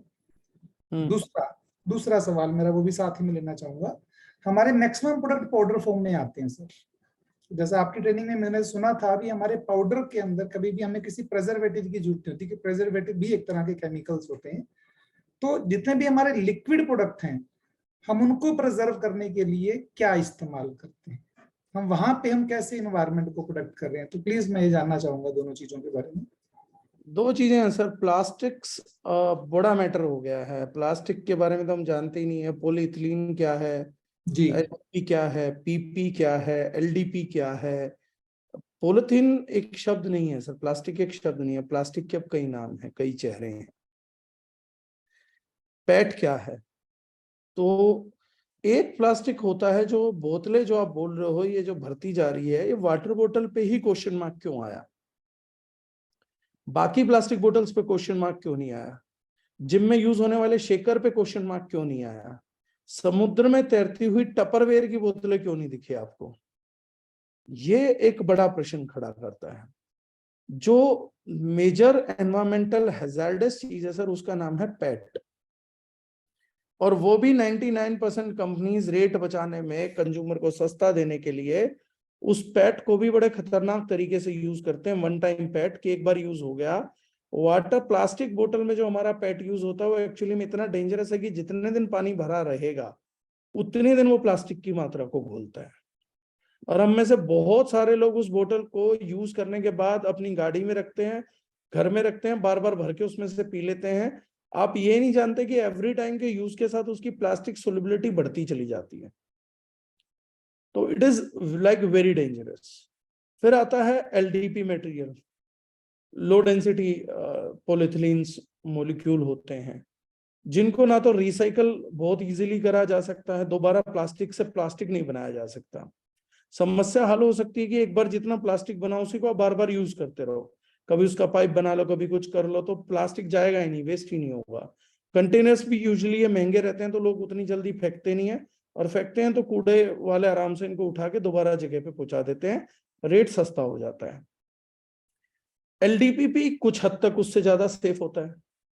फिर मटेरियल आते हैं सर एचडीपी एंड पीपी, जो 7-7 बार 8-8 बार 10-10 बार रिसाइक्लेबल होती हैं, हार्ड फॉर्म ऑफ रबड़ हो जाती हैं रादर देन प्लास्टिक।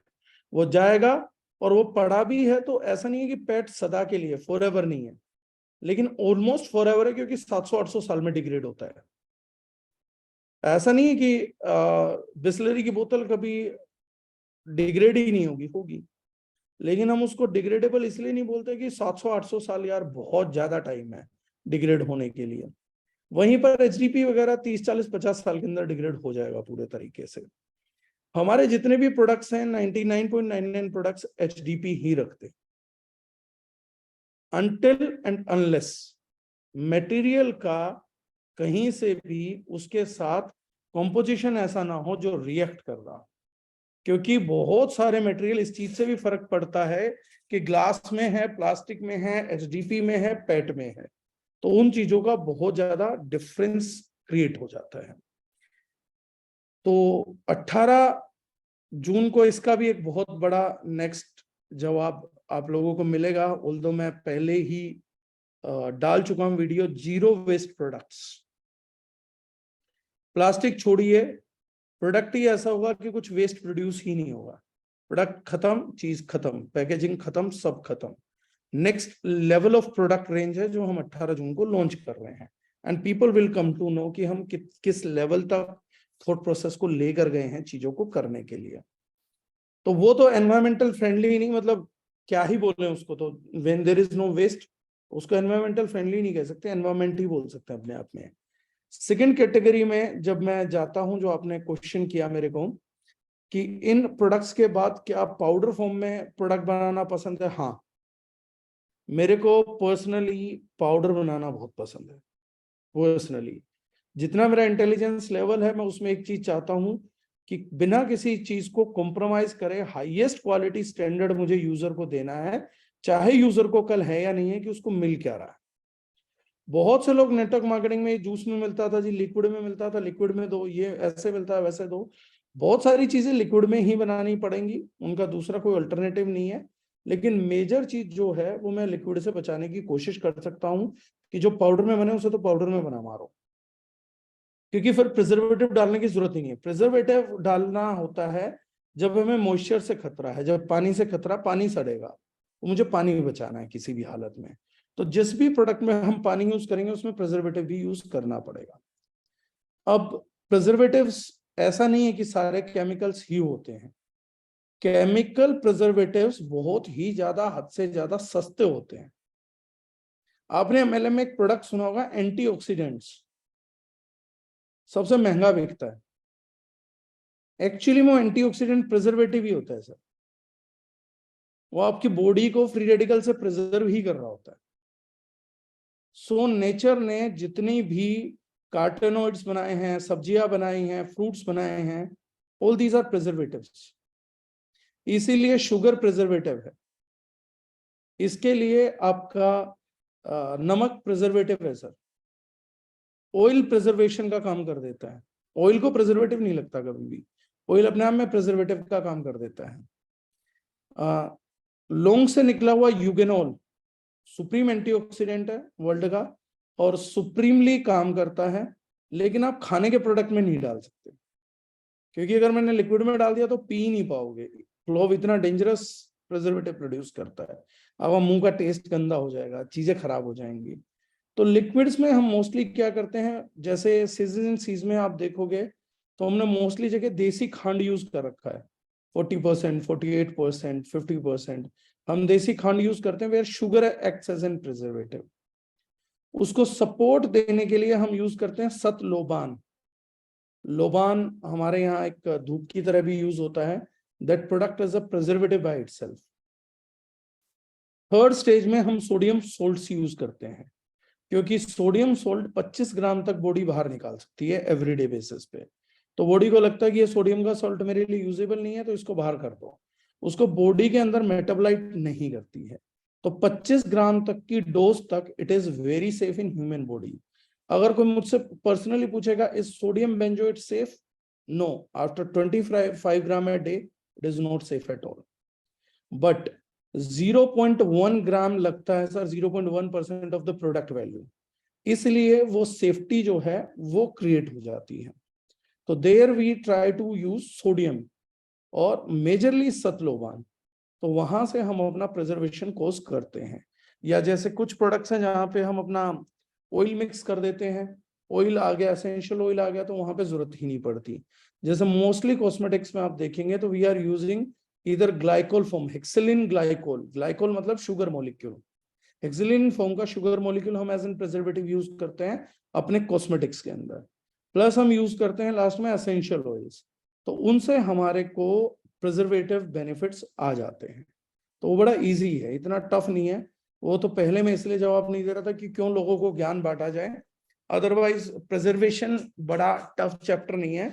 वो लोग भूल चुके हैं कि जिन लोगों को पुरानी कहावत याद है कि गुड़, शहद और शराब जितने पुराने होंगे उतने बेहतर होते जाएंगे, तो प्रिजर्वेटिव कौन सा डलता है इन्हें जो बेहतर करता जाता है, ये उनसे कभी पूछिएगा। तो उन ज्ञानियों को ये जरूर पता होगा इन तीनों चीजों में प्रिजर्वेटिव क्या डलता था। शहद को प्रिजर्व कैसे किया जाता है कि वो सालों साल तक रहता है और उसके बाद बेटर होता जाता है। शराब में कौन सा प्रिजर्वेटिव डलता है, अचार में कौन सा प्रिजर्वेटिव डलता था जो 5-5, 7 साल पुराना खा रहे थे, इनकी मदर कौन सा प्रिजर्वेटिव डालती थी। ये जवाब जो मुझसे पूछ रहे हैं, अगर ये अपनी मम्मी से जाके बोल देना कि क्यों झूठ बोल रहे हो, अचार में कुछ तो डाला है, तो 2 चपेट पड़ेंगे, इनको सारे प्रिजर्वेटिव याद आ जाएंगे ढंग से, लेकिन वो है नहीं। अब इनके मदर से पूछो कि सर्दियों में जो लड्डू डालते हैं घर पे, पिन्नियां डलती हैं, 3-3, 4-4 महीने वो पिन्नियां चलती हैं, आटा 1 महीने चलता है, पिन्नी 4 महीने चलती हैं। तो इन्हें अपनी मम्मी से पूछना पड़ेगा कौन सा प्रिजर्वेटिव है जो 1 महीने के आटे को 4 महीने चलाता है। उस थप्पड़ में जो आवाज आएगी वही प्रिजर्वेटिव है सर जो नेचुरल है। तो वो है उस चीज का जवाब। Thank you so much sir, thank you so much. Welcome sir. Shukla sir का लास्ट क्वेश्चन है सर कुछ, उसके बाद मेरा एक छोटा सा क्वेश्चन है, अगर समय बचेगा तो मैं पूछूंगा। वैसे ये लोग तो हैं खड़े मसाले भी पेस्टवा के लाते हैं सर, उसमें भी प्रिजर्वेटिव पूछ के आना चाहिए ना कौन सा डालते हैं। 2-2 साल तक ये पड़ी रहती है इनकी इलायची विलायची, सड़ती नहीं है, बस प्रिजर्वेटिव पूछना पड़ेगा इन्हें। जी शुक्ला जी। सर नमस्कार। नमस्कार सर। सर वैसे मैंने जो क्वेश्चन करने वाला था वो दोनों पिछले 2 क्वेश्चन में मेरी जवाब मुझे मिल चुकी है जी। पर फिर भी मैं अपनी एक बात रखना चाह रहा हूँ। सन 2008 में मैंने एक एनजीओ का रजिस्ट्रेशन कराया था, मेरा बेटा हुआ था उसके 1 महीने बाद। उसका नाम था वेदांत पर्यावरण संस्कृति स्वास्थ्य एवं शिक्षा समिति। और मुझे उस दिन नहीं मालूम था कि मुझे कभी हेल्थ के कैंप लगाने के लिए इस नाम की जरूरत पड़ेगी, जो आज हमारी पूरी टीम लगा रही है, और वो नाम आज बहुत काम आ रहा है। बहुत बढ़िया सर। और मैंने जबलपुर में एक शुरुआत की थी 2009 में। पहली बार मैंने वर्ल्ड पर्यावरण दिवस पे रैली निकाली थी, जिसमें हमने 200 के पौधे बांटे थे लोगों को, रोड चलते चलते बांटे थे, और रैली का जो दूरी थी वो 3.5 किलोमीटर थी। उस दिन मुझे एक चीज समझ में नहीं आती थी कि जब हम वो पौधे बांट रहे थे तो काली पन्नी के अंदर वो पौधे हम दे रहे थे। तो मैंने वहां पे हमारे जो 2 गेस्ट बुलाए थे हमने, उस दिन मैंने उनको ये क्वेश्चन किया था कि ये काली पन्नी ही क्यों, ये तो और ज्यादा बेकार हो सकती है। तो वो एक वो क्वेश्चन था मेरा उनसे, जो जवाब उस दिन भी नहीं मिला था, आज भी मेरे मन में रहता है कहीं कहीं। दूसरी चीज, जब मैंने वो पौधे बांटे थे तो मैंने एक टैगलाइन दी थी, मतलब हमने बहुत सारे लगभग 100 बैनर बनवाए थे। उसमें एक चीज लिखी थी कि पौधे तभी हाथ से लेके जाएं जब पालन पोषण कर पाए, अदरवाइज वो लेके ना जाए। वो नर्सरी में अच्छा है क्योंकि जो खरीद के ले जाएगा वो उसकी केयर करेगा, पैसा दे के ले जाएगा। उन 200 में से आज मुझे याद है अगर, तो 18 पौधे जिंदा हैं, बाकी पौधे खत्म हो गए। तो क्या ये अवेयरनेस उन 18 लोगों के दम पे हम आगे बढ़ा सकते हैं? जो 2009 से शुरू किया था, आज 2023 आ गया। मेरी संस्था की जगह गवर्नमेंट ने उसको टेक ओवर कर लिया, उस रैली को। अब वो रैली नगर निगम निकालती है। तो क्या वो 18 लोगों के दम पे हमें आज भी आगे बढ़ना चाहिए? बड़ा अच्छा क्वेश्चन आपने शुक्ला जी करा है, और इसका जवाब हालांकि मैंने अंकुश जी की बातचीत में पहले भी दिया, मैं दोबारा फिर वही जवाब दूंगा। इस दुनिया में होना वही है जो ऊपर वाला चाहेगा। ना शुक्ला जी के चाहने से कुछ होने वाला, ना जितेंद्र डागर जी के चाहने से कुछ होने वाला है। और मैं जो बोल रहा हूँ, जो कर रहा हूँ, आप जो पूछ रहे हैं, जो अंकुश जी ने करा, ये सब कुछ भी उसी की मर्जी से हो रहा है। ये सब वेरी वेल प्लान्ड है। मेरे आपके जन्म से करोड़ों साल पहले उसने पटकथा लिख के रख दिया था कि इतने बजे जूम मीटिंग करेंगे, एक बेवकूफ सा आदमी जवाब देगा, उससे भी बेवकूफ सा आदमी सवाल करेगा, ये सवाल पूछा जाएगा इन शब्दों में, इस व्याकरण के साथ, और इस व्याकरण के साथ दूसरा गधे सा प्राणी इस बात का जवाब देगा। ये पहले लिखा जा चुका है। ये जो कुछ होगा ये सब परमात्मा की मर्जी से होगा सर। ना तो आपके 18 लोगों की रैली से कोई बदलाव आएगा, ना 18,000 की रैली से कोई बदलाव आएगा। सृष्टि तो उस दिशा में जाएगी जिस दिशा में परमात्मा लेके जाना चाहता है। लेकिन आप जो 18 लोगों से कर रहे हैं सर, तो ऊपर वाले ने कहा मेरी प्लानिंग तो एग्जीक्यूट होती रहेगी, उसके लिए मुझे तुम में से किसी गधे की जरूरत है नहीं। लेकिन फिर भी, क्योंकि मैं तुम्हें अपना ग्रह घूमने भेज रहा हूं, मैं किसी ना किसी की कोई ना कोई ड्यूटी लगाऊंगा जरूर, मैं तुम्हें उसूल दूंगा। और मैं हमेशा बोलता हूं आपकी पहचान, मैं एक सवाल का जवाब देकर आया था जो बहुत कम लोग देते हैं। मैं एक डेरे में गया तो उन्होंने पूछा तुम कौन हो, तो बहुत से लोगों ने बोला मैं जितेंद्र डागर हूँ। बोले ये तो तुम्हारा नाम है, तुम कौन हो? तो बोले मैं ये हूं। तो बोले तुम्हारा शरीर है, तुम कौन हो? तो वो आधा घंटा डिस्कशन चलता रहा, वो मुद्दा यही अटका रहा, तुम कौन हो, तुम कौन हो, तुम कौन हो। तो मैंने कहा पंडित जी आप मानो बोलोगे तो वही जो आपने बोलना है, पर मैंने कहा मैं बता देता हूँ मैं कौन हूँ और इंसान कौन है। मैंने कहा मैं सिद्धांत हूँ। जिस भी आइडियोलॉजी को मैं मानता हूँ, जिस भी विचार को मैं मानता हूँ, मैं वो हूँ, क्योंकि वो मेरे मरने के बाद भी रहेगा। मेरा शरीर खत्म हो जाएगा, मेरा नाम खत्म हो जाएगा, उसके बाद भी विचार खत्म नहीं होगा। आप जो हैं, जो आपकी पहचान है, कभी भी ध्यान से देखिएगा, आपकी पहचान कभी भी ना आपके नाम से होती है, ना आपके काम से होती है। आपकी पहचान आपके सिद्धांत से होती है। आपके हाथ में बंदूक है, ना ये चीज आपको आतंकवादी बनाएगी ना सिपाही बनाएगी। आपकी बंदूक पब्लिक के लिए उठेगी तो फौजी बन जाओगे, पब्लिक के खिलाफ उठेगी तो आतंकवादी बन जाओगे। आपका बंदूक उठाने के पीछे मानसिक सिद्धांत क्या है, वो चीज मैटर करेगा। तो जब आप 18 लोगों के साथ इस रैली को आगे बढ़ाते हैं तो सर आप अपना सिद्धांत शो करते हैं कि मैं इस जीवन में अगर सांस ले रहा हूं, इस पृथ्वी से कुछ ग्रहण कर रहा हूं, मैं देने की क्या कामना करता हूं, मेरा सिद्धांत क्या है। मेरा सिद्धांत लेना है कि मेरा सिद्धांत देना है, लौटाना है, कुछ कर दिखाना है। 18 लोगों से क्या अकम्प्लिश करेंगे कुछ नहीं मालूम सर। क्या पता आप 18 लोगों की बजाय 8 लोगों से भी काम चालू करो और परमात्मा कल आपको कर दे, वो भी पीछे पद्मश्री मिला एक आदमी को, उससे पहले फिल्म जगत के लोगों को मिलता था, पर उसके बाद माननीय मोदी जी आ गए, उन्होंने कहा मैं आम आदमी को दूंगा। एक आदमी को बुला लिया, उसने 3000 एकड़ में जंगल लगा दिया पूरी जिंदगी में। जिस दिन उसने पहला पौधा लगाया था उसे नहीं पता था सर मैं 3000 एकड़ का जंगल लगाने जा रहा हूं। उसे नहीं पता था मेरे इस एक पौधे से 3000 एकड़ जंगल लग जाएगा, लेकिन एक पौधे से 3000 एकड़ जंगल लग गया। उस आदमी को तो बेचारे को ये भी नहीं पता था कोई जगह दिल्ली है, पार्लियामेंट हाउस है, प्रधानमंत्री है, पद्मश्री मिलता है। उसको तो जब बुलाया गया तो ऐसे छोटा सा गमछा सा लपेट के चप्पलों में टूटी सी में पहुंच गया, पार्लियामेंट हाउस के अंदर लोग तालियां बजा रहे हैं, उसको समझ नहीं आ रहा मेरे लिए ताली क्यों बज रही है। ऊपर वाला जब चाहता है, सर कुछ नहीं जानते क्या होता है, लेकिन मैं एक बात जानता हूं, कुछ भी कर रहे हैं जिसको दिल बोलता है, जिसमें गर्व की फीलिंग आती है कि यार ये मैं अच्छा कर रहा हूं।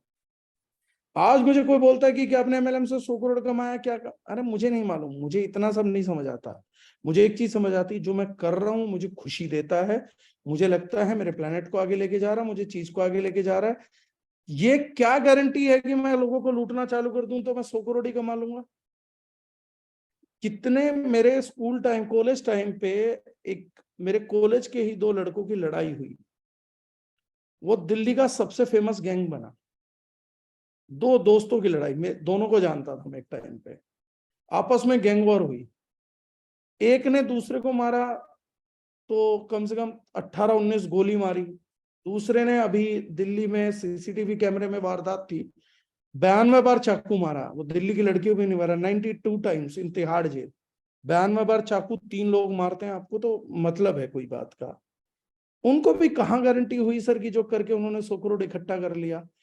उन्होंने तो मेरी की तरह प्रोडक्ट नहीं बेचा ना, लंबा लेंथी रास्ता नहीं अपनाया ना, पब्लिक को नहीं समझाया ना। उन्होंने तो जो हमारे यहाँ इंडस्ट्री में बोलते क्विक मनी, तो उन्होंने कहा we will make super ultra quick money, मतलब इधर फोन उधर पैसा कन्वर्ट। ये भी नहीं था वहां पर, वो आजकल सिस्टम चलता है, एक वो बता रहे थे मुझे एग्रीमेंट होता तो बोले बस ऐसे घूम के आ जाता, उससे भी जल्दी पैसा आता था और बिना ज्वाइनिंग लगाए पैसा आ रहा था। बट वो 100 करोड़ नहीं कर पाए सर, वो 30 साल भी कंप्लीट नहीं कर पाए दोनों, 28-29 साल में बोथ वो मर्डर। क्या भविष्य है सर? अगर आज मुझे कोई बोल रहा है तुम ये करोगे तो पैसा बन ही जाएगा, कहाँ गारंटी है? ऊपर वाले ने बनवाना लिखा होगा तो पौधे लग लग के भी बन जाएगा, नहीं लिखवा रखा तो नहीं बनेगा। ये तो आदमी की अपनी मानसिकता है। तो 18 लोग कम नहीं है सर। अगर ईश्वर ने आपको ठान लिया और आपका सिद्धांत सही दिशा में है तो गिनती करने की कोई जरूरत नहीं है, सिर्फ ये सोचना काम सही है कि गलत है। और अगर काम सही है तो अपना 100% लगा दो, चाहे उस 100% से 18 हो या किसी दिन 18,000 हो या किसी दिन 18 लाख हो। मेरा तो जिंदगी जीने का एक ही सिद्धांत है, इतनी चीज समझ आ जाए तो उसी में 100% लगा दो। मैं वो वाला आदमी हूँ कि किसी दिन रोटी नहीं मिल रही, मूंगफली मिल गई ना तो मैं ऐसे ही खाता हूँ जैसे भूखी मिटानी है। कोई मुझे बोले मूंगफली तो ऐसे खानी पड़ती है, भाई आज मिल ही कुछ नहीं रहा, रोटी की जगह मूंगफली मिल रही, मूंगफली खा के पेट भर लो। आपको क्या मिलता है उस पर 100% लगाना बहुत जरूरी है सर। देखिए अगर मैं बोलूं कि दिल्ली में मेरे पास मोस्ट एडवांस जिम है, झूठ नहीं है, लेकिन मैं गारंटी बताता हूं सर, दिल्ली के मोस्ट एडवांस्ड जिम ने 0 बॉडी बिल्डर प्रोड्यूस करे। लेकिन वहीं गांव के घटिया से जिम में जाइए, वहां हर तीसरा बॉडी बिल्डर निकल रहा होगा सर। क्योंकि दिल्ली के एडवांस जिम में एक आदमी जो 10,000 रुपए महीना दे रहा है, वो घर से मूड बना के आता है कि ऐसी मशीन मिल जाए मुझे खुद ही एक्सरसाइज करा दे। लेकिन जो गांव के जिम में 250 रुपए फूक रहा है ना, वो आदमी ये प्रयत्न करता है कि आज मुझे इस लोहे से इस कदर मेहनत करनी है कि मेरी बॉडी बन जाए। वो 250 रुपए के साथ मेहनत करना चाहता है, ये 10,000 रुपए के साथ मेहनत को बचाना चाहता है। इन दोनों लोगों की थॉट का अंतर है सर, और यही अंतर रिजल्ट के अंतर को पैदा कर देता है। वही बात आपकी है कि बिल्कुल भी मत सोचिए आपने एक अच्छा काम किया, और अच्छा काम करने के लिए नंबर्स मैटर नहीं करते, नियत मैटर करती है। अगर मेरी नियत मजबूत है तो 18 के 180 भी होंगे, 1800 भी होंगे। परमात्मा लेकिन पेशेंस लेगा, क्योंकि आप सोचो कि अगर आपकी वजह से शुक्ला जी अगर एक दिन आ गया, अखबार में छप गया कि इस आदमी ने 18 करोड़ वो पेड़ लगा दिए हैं, साहब आपको तो यूनेस्को बुला लेगा, आपको तो वर्ल्ड की ऑर्गेनाइजेशन बुला लेंगे, आपको तो यूएसए वाले धर के इंटरव्यू करने लग जाएंगे। इतनी बड़ी अचीवमेंट देने से पहले ऊपर वाला आपकी टेस्टिंग नहीं लेगा कि इस मंच के लायक है भी या नहीं है। तो पहले तो 50 बार बोलेगा ना यहाँ से वापसी जा, यहाँ से वापसी जा, आगे मत बढ़, आगे मत बढ़, आगे मत बढ़। लेकिन अगर किसी दिन वर्ल्ड के किसी कोने में पता लग जाए इस आदमी की पहले 18 करोड़ प्लांट लगा दिए थे, तो आपको तो एलियंस का भी फोन आ जाएगा कि भाई हमारे मंगल ग्रह में काम है, प्लीज यहाँ भी तुम देखो। वो आदमी वर्ल्ड फेम का आदमी बन जाएगा सर। तो जब इतना बड़ा रिजल्ट प्रोड्यूस करने के रास्ते पे कोई चलता है तो ऊपर वाला 50,000 तकलीफ देता है ताकि उस बंदे को कोई ये ना बोल सके कि इसकी किस्मत बहुत अच्छी थी। तो आपकी किस्मत अच्छी ना, उसके लिए रुकावटें आएंगी, लेकिन 18 लोगों से आपको 100% आगे बढ़ना चाहिए, बहुत तेजी से आगे बढ़ना चाहिए। जी थैंक यू सर, बहुत बहुत धन्यवाद। Thank you sir. क्योंकि समय की मर्यादा है, हालांकि एक क्वेश्चन मैं जरूर पूछना चाहूंगा, कुछ क्वेश्चन यहाँ पे भी आ रहे हैं, लेकिन मैं माफी चाहूंगा क्योंकि समय की मर्यादा के कारण उन क्वेश्चंस को नहीं ले पाएंगे। लेकिन आज का हमारा टॉपिक था और ये जो मेरा क्वेश्चन है वो उसका एक पार्ट था। आज के टॉपिक में एक पार्ट था सर, ये जो हमने मिशन चालू किया, हम इसे MLM में क्यों लेके आए? हाँ, MLM में क्यों ले गए जबकि मिशन अच्छा है, प्रोडक्ट अच्छे हैं। मुझसे लोगों ने पूछा भी था कि प्रोडक्ट अच्छे तो MLM में क्या कर रहे हैं, क्योंकि MLM वासी खुद ये मानते हैं कि प्रोडक्ट घटिया हो तो ही MLM करी जाती है। तो ये संविधान मानसिक तो बना ही हुआ है कम से कम। तो इतनी नोबल चीज को हम MLM में क्यों लेकर आए? पहली बात देखिए सर, बड़ा सिंपल है, इस चीज का भान मुझे पहले दिन से है। जो इंटेलिजेंट लोग थे वो IAS बन गए, हम सब लोग मिडिल क्लास हैं। इसके लिए हम परिस्थिति को दोष देते हैं, बाकी चीजों को दोष देते हैं, लेकिन कभी खुद को दोष नहीं देते हैं। भारतीय पब्लिक की सबसे अच्छी बात यह है कि हमारे अलावा सब दोषी हैं। हालात दोषी हैं, परमात्मा दोषी है, सरकार दोषी है, स्कूल दोषी है, एजुकेशन दोषी है। हमारी मेहनत में कुछ कमी हो तो बताओ। जो कामयाब हुआ है उसकी या तो किस्मत अच्छी थी या जुगाड़ अच्छे थे, आदमी अच्छा नहीं। इस देश में मैंने कभी भी अच्छा आदमी कामयाब नहीं देखा, या तो जुगाड़ू या किस्मत वाला। कम से कम मैंने जो लोगों से सुना है, जब मिलता हूं तो मुझे लगता है यार ये तो लायक आदमी था, अपन तो इसको नालायक मानते थे। मिलता हूं तो लगता है। जब तक मैं कामयाब आदमियों से नहीं मिला ना, जब तक मैं अपने भाई बंधुओं को सुनता था, तो मुझे लगता था कि मुझे जिंदगी में या तो कुंडली दिखानी चाहिए, नहीं तो जुगाड़ लगाने चाहिए। उसके बाद जब मैं कामयाब लोगों से मिला तो जो मुझसे जुगाड़ की बात करता है मैं उससे भाग जाता हूँ, डर लगता है मुझे उन लोगों से। हम किसी वजह से मिडिल क्लास हैं, और वो सबसे बड़ी वजह ये है कि हम मैथ्स, साइंस, लॉजिक से ज्यादा इंट्यूशन पे वर्क करते हैं कि मुझे इंट्यूट हो रहा है, अच्छा सा लग रहा है, कर दिया। या दूसरे की बातों देख के सब्जबाग देखने में यकीन रखते हैं। MLM के पीछे होने का कारण सबसे बड़ा पता क्या है? Last IAS who joined MLM, मुझे उसका नाम बताइए। Last IPS who worked in MLM, मुझे उसका नाम बताइए। जो बुद्धिजीवी लोग हैं वो MLM नहीं करते सर, अभी तक तो नहीं करी है, ये इतिहास है। MLM वही व्यक्ति कर रहा है जो कहीं ना कहीं स्कूल कॉलेजेस में वो नहीं कर पाया और उसको ये लगता था कि मैं बहुत बड़े के लिए बना हूं। वो व्यक्ति MLM कर रहा है कि यार मेरे से स्कूल कॉलेज में शायद कुछ गलतियां हुई थी, अब एक प्लेटफॉर्म मिल रहा है, चल मैं इसको करता हूं। उसी सुपीरियरिटी कॉम्प्लेक्स के साथ इस चीज की लड़ाई लड़ रहा है। इसलिए जब MLM में आता है आदमी तो क्या करता है, पिछले 22-25 सालों से फोकस करता है कि MLM, वो बोलना चाहता है MLM एक इंडस्ट्री है, MLM एक मार्केटिंग मॉडल है सर। MLM कोई इंडस्ट्री नहीं है, MLM एक मार्केटिंग मॉडल है। अभी तक तो हम लोग इसी चीज को एक्सेप्ट नहीं कर पा रहे हैं। जिस दिन हम ये एक्सेप्ट करेंगे, लोगों को लगता है कि ज्वाइनिंग उठाना, एक आदमी को जोड़ना नेटवर्किंग है। एक आदमी को जोड़ना नेटवर्किंग नहीं है सर। बिजनेस मतलब मूवमेंट है, नेटवर्किंग का मतलब है जोड़े हुए आदमी को सब समझा के कामयाब करना। जोड़ना नहीं, कामयाबी नहीं है। जोड़े हुए आदमी को कामयाब करना कामयाबी है, उसकी जिम्मेदारी उठाना कामयाबी है। लेकिन आप अपने आप से एक प्रश्न करिए कि आप अपनी टीम में कल एक व्यक्ति लेकर आ रहे हैं, उसकी जिम्मेदारी उठाने के लिए आपके पास क्या स्किल सेट मौजूद है? आप किसी को सपना दिखा रहे हैं कि कल तेरे को अमीर बनाऊंगा, तेरे को कुछ भी पैसा कमाऊंगा, चल अमीर नहीं बनवाऊंगा, तो उसके लिए आपके पास क्या स्किल सेट है, क्या प्लानिंग है, क्या नजरिया है? उसको एक बार रियलाइज करिए, उसको एनालाइज करिए कि आप क्यों बोल पा रहे हैं यार ऐसी बात। दूसरी बात, ये मार्केटिंग मॉडल किसी चीज को एस्टेब्लिश तो करेगा। नेटवर्क मार्केटिंग बुरी चीज नहीं है सर, बहुत ताकतवर चीज है। मेरे नजरिए से आप देखेंगे तो MLM से बेहतरीन चीज कोई नहीं है। अगर मुझे यही बात आज 1.5 घंटा कहीं किसी मंच पे लोगों को समझानी होती तो अरबों रुपए लग गए होते, या मेरा बुढ़ापा आ चुका होता, मैं इतनी सारी नॉलेज 67 साल में जा चुका होता, 70 में, तो जाके मीडिया मानता कि ये गधा भी इंटरव्यू लेने लायक है, इसको बात करो, तब जाके मुझे 1.5 घंटे का टाइम वो मुफ्त में देते हैं। और पब्लिक उसको भी नहीं देखती, क्योंकि इलेक्ट्रॉनिक मीडिया बहुत चटपटी चीजें पेश करता है। तो कहते हैं इस बेवकूफ को कौन सुनेगा, अब इस बूढ़े को कौन सुनेगा, ये मुद्दे हवा हवाई हो जाते हैं। लेकिन MLM एक ऐसा मुद्दा है सर जिसमें एक आदमी दूसरे आदमी को सुन रहा है, सीरियसली सुन रहा है। अगर कोई ढंग की एजुकेशन देने का सबसे बेस्ट प्लेटफॉर्म है तो MLM है। अगर ये 25-26 साल गलत लोगों ने गलत तरीके से इस्तेमाल किया और कर भी रहे हैं, अभी भी मैं बोलता हूं, एक मुझे डायलॉग याद आता है, मणि रत्नम ने एक मूवी बनाई थी दिल से। आप मुझसे भी आज से 10 साल पहले मिले होते और पूछते कि सबसे बोरिंग मूवी जिंदगी में कौन सी देखी, तो मैं बोलता दिल से। सबसे घटिया मूवी दिल से। मणि रत्नम से पूछा गया आपकी मूवी दिल से फ्लॉप क्यों हुई, मूवी तो अच्छी थी। तो मणि रत्नम ने कहा मैंने 20 साल पहले बना दी, पब्लिक अभी मैच्योर्ड ही नहीं हुई है।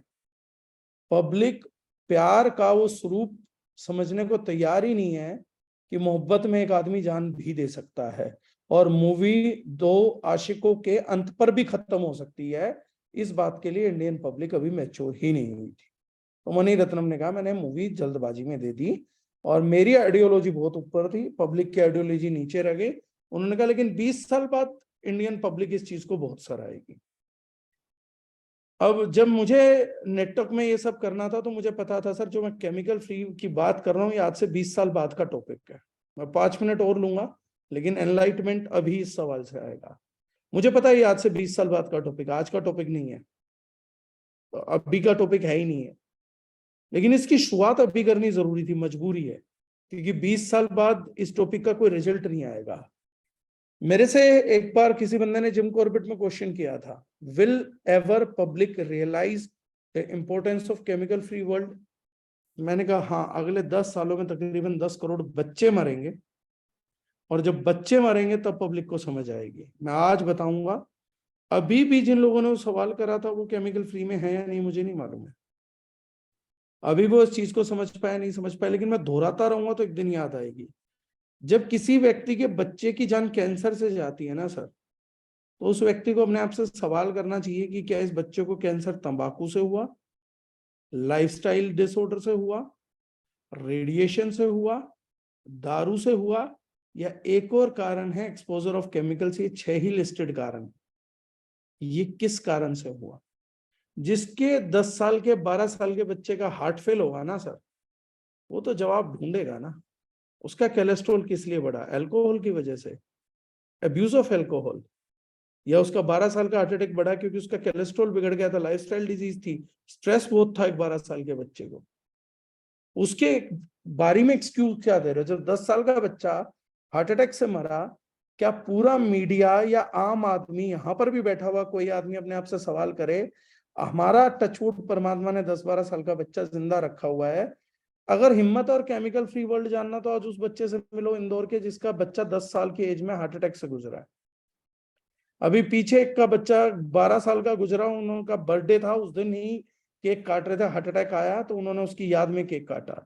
उसके माँ बाप से मिलो, पूछो सर आपके बच्चे को ऐसा क्या गलत हुआ था कि हार्ट अटैक आ गया था, क्या आपका बच्चा क्या गलतियां करता था, तो वो माँ बाप बताएंगे कि हमारे बच्चे ने जिंदगी में कोई गलती नहीं करी, कभी एक बूंद दारू नहीं पिया, कुछ नहीं पिया।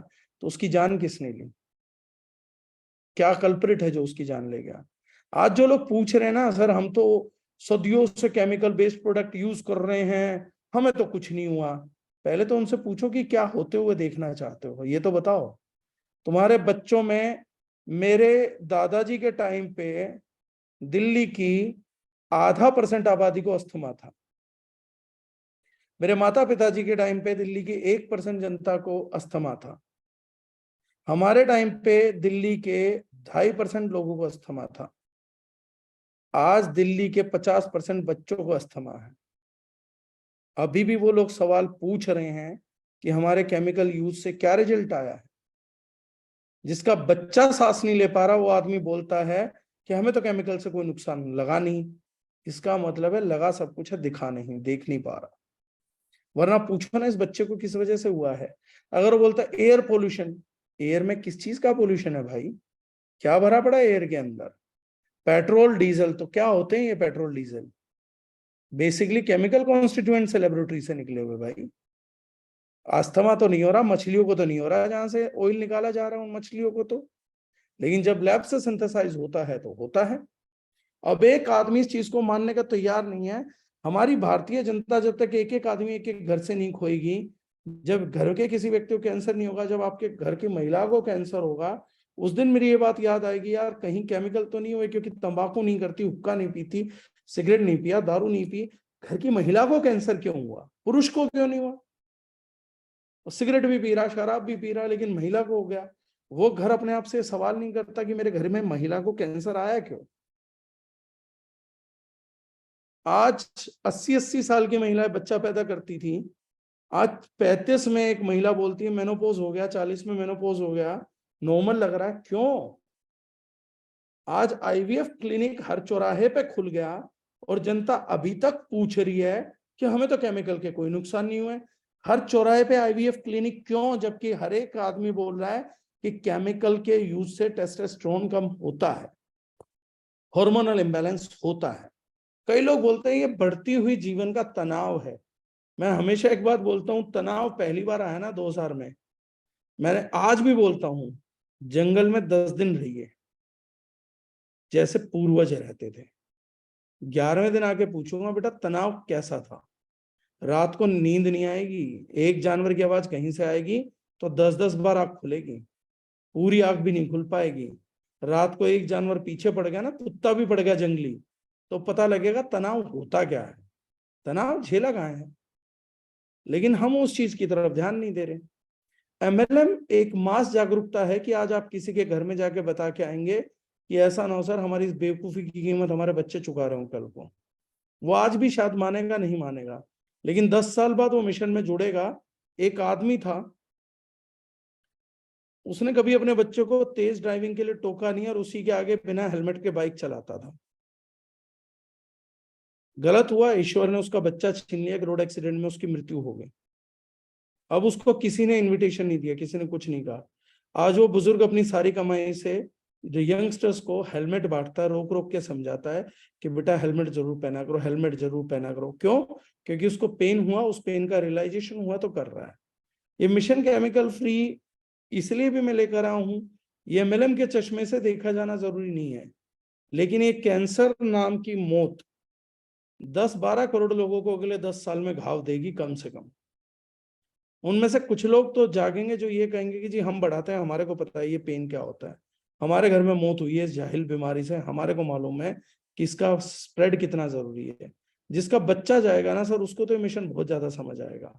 अभी उन नेटवर्करों का अभी कुछ गया नहीं, अभी वो पैसे कमाने में व्यस्त है। जिनका जा रहा है उनको तो समझ आ रहा है, लेकिन वो दिन दूर नहीं है जब आदमी के पास हो सकता है 10-20 करोड़ तो होंगे पर औलाद नहीं होगी। उस दिन वो याद करेगा। वो दिन दूर नहीं है जब आज का यंगस्टर जो अभी 20-22 साल में बैठा है, अगले 10 साल में एमएलएम से पैसा तो कमा लेगा कहीं भी किसी भी तरीके से, लेकिन जब बच्चे को पैदा नहीं कर पाएगा, आईवीएफ क्लिनिक जाएगा, तो तब तो सोचेगा कि शायद डागर जी की बात ठीक थी यार, उस टाइम पे केमिकल्स के यूज नहीं करने चाहिए थे। तो ये होगा डॉक्टर साहब, एमएलएम रियलाइजेशन के लेवल को बढ़ा करके लेकर आएगी। आज ये बातें सुन रही है, मैं नहीं कह रहा कि ये लोग 10 साल भी टिकेंगे, आज भी जो हैं ये भी टिकेंगे हमारे साथ 10 साल। बीच में आना जाना लगा रहेगा, ये एमएलएम का चलन है, वो होता रहेगा। कुछ लोग लगे रहेंगे, कुछ लोग परमानेंट लगे रहेंगे, कुछ लोगों के लिए ये टॉपिक अलग है, एमएलएम अलग है और दोनों का समागम अलग है। जैसे मेरे लिए अलग चीज है, मेरे लिए मिशन केमिकल फ्री अलग चीज है, एमएलएम अलग चीज है, और दोनों का समागम एक अलग चीज है। मैं दोनों में श्रद्धा रखता हूँ, अलग अलग प्रकार से रखता हूँ, लेकिन तो वो अलग अलग टाइम पे समझ आएगा। MLM can create realisation. MLM के बिना आप टीवी एडवर्टाइजमेंट से रियलाइजेशन नहीं क्रिएट कर सकते सर। आप अगर किसी को बता के आए हैं और उस ईश्वर ना करे किसी घर में कोई हादसा होगा और जब आप संस्कार पे जाएंगे तो आपकी शक्ल उसको ये याद तो दिलाएगी कि इस आदमी की बात उस दिन मान ली होती तो शायद बचा जा सकता था। आज जो एमएलएम की हम एक कम्युनिटी बना रहे हैं, 10 साल बाद जब केमिकल्स बेस्ड परिवारों का, इनके परिवारों का रिजल्ट आमने सामने होगा तो दिखेगा। एक बात समझना सर, एमएलएम करने के लिए कई लोग बोलते हैं कि प्रोडक्ट्स को कॉस्टिंग लेने के लिए डागर जी ने केमिकल फ्री का एक शगुफा छोड़ा है। हाँ, सच हो सकता है, लेकिन उस जितेंद्र डागर को ये नहीं पता था कि प्रीमियम चीजें बिकती हैं। केमिकल बेस्ड प्रीमियम प्रोडक्ट नहीं बिक रहे क्या मेरे से महंगे? मैं तो केमिकल फ्री का मुद्दा लेके आया हूं। मैं तो प्रीमियम के नाम पे भी बेच सकता था कि भाई साहब मैं प्रीमियम बेच रहा हूँ, सस्ता ये बेच रहा हूँ, प्रीमियम ये बेच रहा हूँ। केमिकल फ्री बेचना मजबूरी नहीं है सर, केमिकल बेचना तो मजबूरी है, लेकिन केमिकल फ्री बेचना चॉइस है। और इस चॉइस को वही आदमी लेगा जिसके दिमाग में क्लैरिटी है, जिसके पास विजन का क्लैरिटी है। केमिकल बेचना मजबूरी है, रेट आपको बाध्य कर रहा है कि पब्लिक भाई साहब मानसिक तौर पे तैयार है केमिकल को सस्ता खरीदने के लिए, लेकिन उस टाइम पर यह बोलना बहादुरी का परिचय है कि पब्लिक तो तैयार है, लेकिन मैं इसी पब्लिक की इसी मानसिकता को बदलना चाहता हूं, क्योंकि ये अपनी मौत सस्ते दाम पे खरीद रहे हैं। क्यों खरीद रहे हैं? जब इनको जीवन मिल सकता है 10 रुपए और ऊपर देके, तो मौत क्यों बेचनी है 10 रुपए सस्ती? ये चुनाव का विषय है सर, मजबूरी नहीं थी ये मेरी। मजबूरी है उन कंपनियों की जो दिन रात रोते हैं, अरे पब्लिक नहीं समझेगी, पब्लिक नहीं समझेगी। व्यवसाय करने निकले और मजबूरी से करने निकले हो, तुम्हारा खुद का विजन कमजोर है, तुम लाखों लोगों को क्या जिंदगी दोगे? तुम बोल रहे हो सर हम लाखों लोगों को लीड करेंगे, खुद मजबूरियों से ऑपरेट हो रहे, तुम क्या किसी को लीड करोगे? लीड करने के लिए विजन चाहिए, हिम्मत चाहिए, बदलाव करने की ताकत चाहिए। एक कंपनी प्रोडक्ट में बदलाव नहीं ला पा रही है समझने के बावजूद, वो क्या लोगों की जिंदगी में बदलाव लाएगी? जो लोगों से ये कह रही है कि भाई साहब लोग नहीं समझते, लोग नहीं समझते, लोगों को समझाना ही व्यवसाय है। लोग नहीं समझते तो फ्रॉड है। जो लोगों को आसानी से समझ आ जाता है वहीं तो फ्रॉड होता है। जो लोगों को मुश्किल से समझ आए उस इंडस्ट्री में कभी फ्रॉड हुआ है क्या? तो लोगों को आसानी से समझ जाना फ्रॉड है, और सर लोगों को समझाना व्यवसाय है। और हम इस ऑर्गेनाइजेशन में बिजनेस करने के लिए आए, मैं तो खुल के बोलता हूं, मैं यहाँ बिजनेस करने के लिए आऊँ, व्यवसाय करने के लिए आऊँ। व्यवसाय का मतलब है लोगों को किसी चीज के प्रति जागरूक करना और बेहतर जीवन जीने में मदद करना, और उसके लिए मैं कटिबद्ध हूं बिल्कुल भाई। ये करना है तो करना है।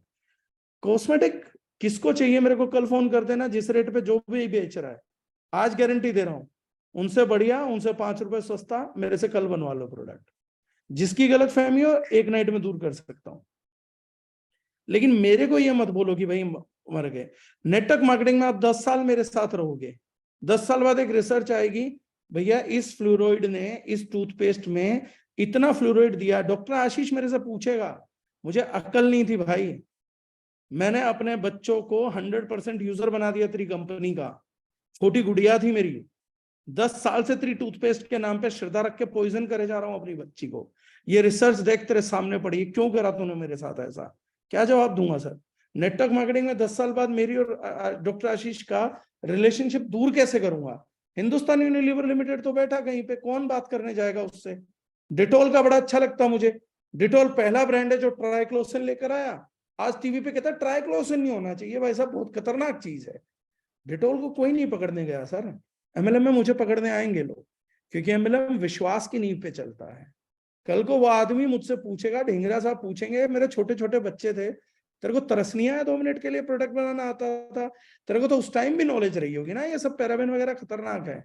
आज हमारे बच्चे मर रहे हैं, जनता के बच्चे मर रहे हैं। आज मेरे बेटे को कैंसर हुआ, मैं ये नहीं बोलता सर मेरे साथ रहने वाले में से किसी को नहीं होगा, लेकिन कम से कम उसे एक तसल्ली तो है कि इसके प्रोडक्ट से नहीं हुआ।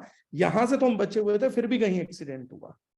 लेकिन वहां तो आदमी पकड़ेगा ना कि भैया तूने टूथपेस्ट में ट्राइक्लोसिन दिया, कॉस्मेटिक में तू मेरे से पैराबेन लगवाता रहा, सनस्क्रीन क्रीम के नाम पे तू मुझसे मिथॉक्सीसिनेमेट पुतवाता रहा। आज ये सारा साइंटिस्ट बोल रहे हैं ये सब कैंसर देता है। ये तूने क्या एमएलएम खोली, तूने क्यों हमसे जनता का सत्यानाश करा दिया? हमने अपने विश्वास पे अपने भाइयों को जाके बेचा है, अपने चाचा ताऊ को जाके बेचा है, अपनी बच्चों को हमने 100% यूजर बनने के लालच में 100% यूजर बनो प्रोडक्ट के, 100% यूजर बनो प्रोडक्ट के, हमने अपने बच्चों को जहर दे दिया तेरी कंपनी में 2 रुपए कमाने के चक्कर में। पैसा बच्चों के लिए कमाने चाहते थे, बच्चे ही गवा दिए। करा क्या तूने? ये सवाल तो मेरे से 15 साल बाद भी आप पूछोगे सर। जिसके घर में कैंसर फैलेगा तो पूछेगा। आज अवेयरनेस नहीं, कितने दिन तक अवेयरनेस नहीं आएगी? क्या जितेंद्र डागर के करने से अवेयरनेस आ रही है? आज आपने जो कहा वीडियो दुनिया बना रही है। क्या ट्राइक्लोसिन का मुद्दा मैंने उठाया? पूरे संसार में चल रहा है सर। क्या पैराबेन का मुद्दा मैंने उठाया? पूरे संसार में चल रहा है सर। क्या पेस्टिसाइड जितेंद्र डागर ने करा? सत्यमेव जयते में एपिसोड था सर। लेकिन एमएलएम में रिलेशनशिप में बिजनेस करके मैं कैसे घटिया चीजें दे दूं, मुझे समझ ही नहीं आ रहा। एक कंपनी का मालिक ये बोल रहा है मैं तुम्हें सस्ता दे रहा हूं, सस्ती मौत दे रहा हूं, ये बोल दो ना एक बार। ईमानदार हो तो बोल दो एक बार आकर कि भैया देखो जितेंद्र डागर तुम्हें देगा, वो हो सकता मौत ना हो लेकिन महंगी है, मैं तुम्हें मौत दे रहा हूं लेकिन सस्ती दे रहा हूं। बोलो ना, हिम्मत है तो बोलो। या ये बोल दो कि जितेंद्र डागर झूठ बोल रहा है, पैराबेन का कोई साइड इफेक्ट नहीं होता, मैं अपने बच्चे को 1 साल पैराबेन का पूरा बेसिक पैराबेन लगा के दिखा रहा हूं तुम्हें। हिम्मत है तो ये कर लो मेरे सामने, मैं ओपन चैलेंज दे रहा हूं। जो कंपनी पैराबेन बेच रही है, जो कंपनी सल्फेट्स बेच रही है, जो कंपनी सिलोक्सेन्स बेच रही है, जो कंपनी अपना ये ट्राक्लोसन बेच रही है, वो एक साल वही मालिक बोल दे कि इसी चीज को बड़ी क्वांटिटी में मैं अपने ऊपर यूज करके दिखा देता हूं। और आज तक मैं गारंटी करता हूं सर, इस कंपनी का जो भी प्रोडक्ट लॉन्च हुआ है, फर्स्ट गिनी पिग्स जितने लोगों ने भी मेरे साथ ट्रैवल किया, फर्स्ट गिनी पिग मैं हूं खुद। इस कंपनी में आज तक भी एक भी प्रोडक्ट ऐसा लॉन्च नहीं हुआ जो पब्लिक को दिया हो। सैंपल तक मैं यूज करता हूँ कई कई महीने, कि भैया पहले मुझे देखना है, फील करना है। मैं हमेशा ट्रैवलिंग में बोलता हूँ कि मेरे साथ बंदा नहीं रहना चाहिए, वरना पहले पता लग जाता कंपनी प्रोडक्ट क्या लॉन्च करने वाली है, क्योंकि मैं उसको लगातार ट्रायल कर रहा होता हूँ। कितने प्रोडक्ट में फेल करता हूँ, नहीं यार ये काम नहीं हुआ, ये नहीं हुआ। If you don't have courage to be guinea pig of yourself. मैं कंपनियों के ओनर को जानता हूँ सर, मैं कंपनी के एक बड़े लीडर को जानता हूँ जो हर महीने फोन करके मेरे यहाँ से प्रोडक्ट मंगवाता है, मेरे यहाँ से प्रोटीन खाता है, और वो दूसरों को प्रमोट कर रहा है, वो व्यवसाय कर रहा है, मौत बांट रहा है सर। तो एमएलएम में लाने का मेरा पर्पस ये था कि जो हम लोग कर रहे हैं, एमएलएम दिल से करने का सब्जेक्ट है सर। यहाँ से नहीं होता ये, यहाँ से जो होता है तो कचरा हो जाता है। एमएलएम यहाँ से होती है, और अगर दिल से कोई काम करना और अपनों में कोई काम करना, वो गलत नहीं हो सकता सर। दिमाग से एमएलएम नहीं होती, दिमाग से तो स्कीमें करी जाती हैं। तो वो करने के रिजल्ट अपने हैं, मैं किसी को गलत तो नहीं बोलूंगा। लेकिन इस चीज को एमएलएम में लाने का रीजन ये था कि मेरे को एमएलएम से मिला बहुत कुछ है। बोलने का हुनर एमएलएम ने दिया, सबसे बढ़िया दोस्त परिवार एमएलएम ने मुझे दिया, फाइनेंशियल सक्सेस एमएलएम ने मुझे दी, नाम मुझे एमएलएम ने दिया। इतना कुछ लेके जाता कहां डॉक्टर साहब, लौटाना तो था। मेरा तो जिंदगी सेटल हो गया, लेकिन मुझे लगा कि मेरे पीछे वाले तो फंसते जा रहे हैं। अपने पीछे वालों को जितनी मेरी ताकत है कम से कम उतना तो निकालूं, कम से कम एक प्राउड का फीलिंग तो दूं कि एमएलएम का किसी का प्लान दो तो यार चटक करके दो, वो मेरे की तरह मत दो जैसे मैं देता था दब दब के, छुप छुप के। सामने बैठो, सामने से बोलोगे हाँ दे रहा हूं, ये करता हूं, ऐसे हो रहा है। किसी के मुंह में जबान तो नहीं खुलनी चाहिए। बेवकूफ बहस करेंगे, वो तो करते रहेंगे। बेवकूफ तो आदि शंकराचार्य से बहस कर रहे थे, बेवकूफ तो भगवान शंकर से भी बहस कर रहे थे। एक बेवकूफ तो इतना बड़ा था कि भगवान शंकर की तपस्या करी, उन्हीं से वरदान लिया, उन्हीं के सर पे हाथ रखने के लिए घूम रहा था। भस्मासुर कोई आज थोड़ी ना एमएलएम में। कई लोग बोलते हैं अरे सर ये तो आपकी टीम में था, आपसे सीखा चला गया। अरे भस्मासुर को मैं पहली बार झेल रहा हूँ, भगवान शंकर झेल रहे थे, भगवान शंकर भागते फिर रहे थे, मोहिनी अवतार ने आके बचाया था। मैं कोई पहला थोड़ी ना जो ये सब झेल रहा है। एमएलएम में इतने अच्छे मिशन के बावजूद आपके साथ लोग घटियापना कर जाते हैं।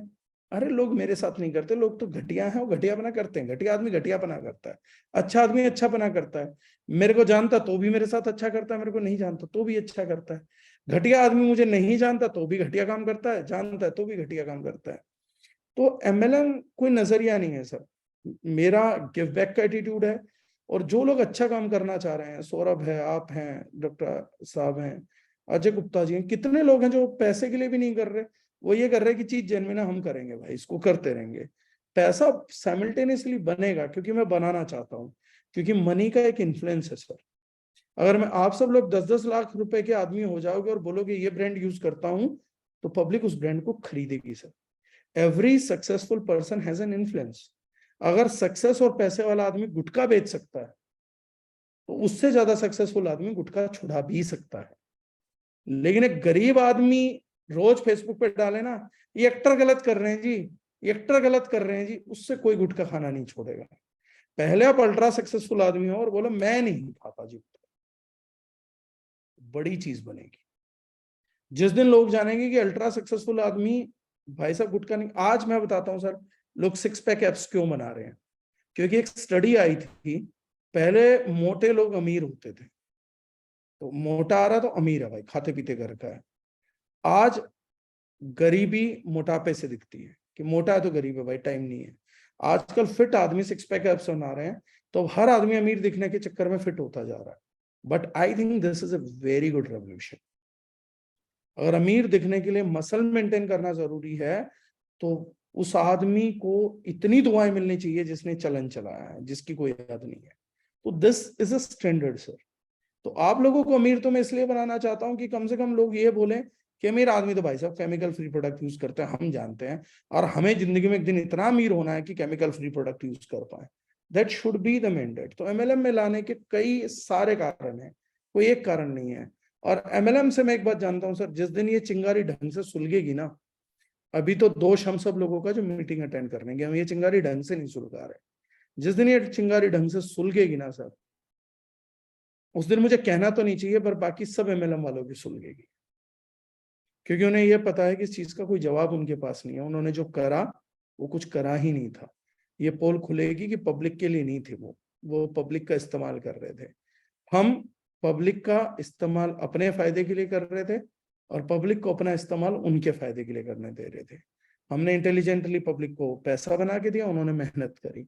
हमने एक दूसरे का इस्तेमाल किया है, वहां पर लोगों का इस्तेमाल हुआ है। तो ये चलन चलेगा। डीप है मुद्दा, और बड़ा ही बोल सकता था, लेकिन आज तो इतना ही बोलूंगा कि फिर टाइम तो बहुत ही ज्यादा हो जाएगा otherwise. Right sir, thank you very much. क्योंकि समय हालांकि अभी भी मैं देख रहा हूँ कि लोग जुड़े हुए हैं, इतना ज्यादा समय हो चुका है, तो मेरी समय की मर्यादा है। तो कल रात फिर 9 बजे मिलते हैं। आज के सेशन को यहीं विराम देते हैं। सभी को नमस्कार। चलिए, thank you so much sir.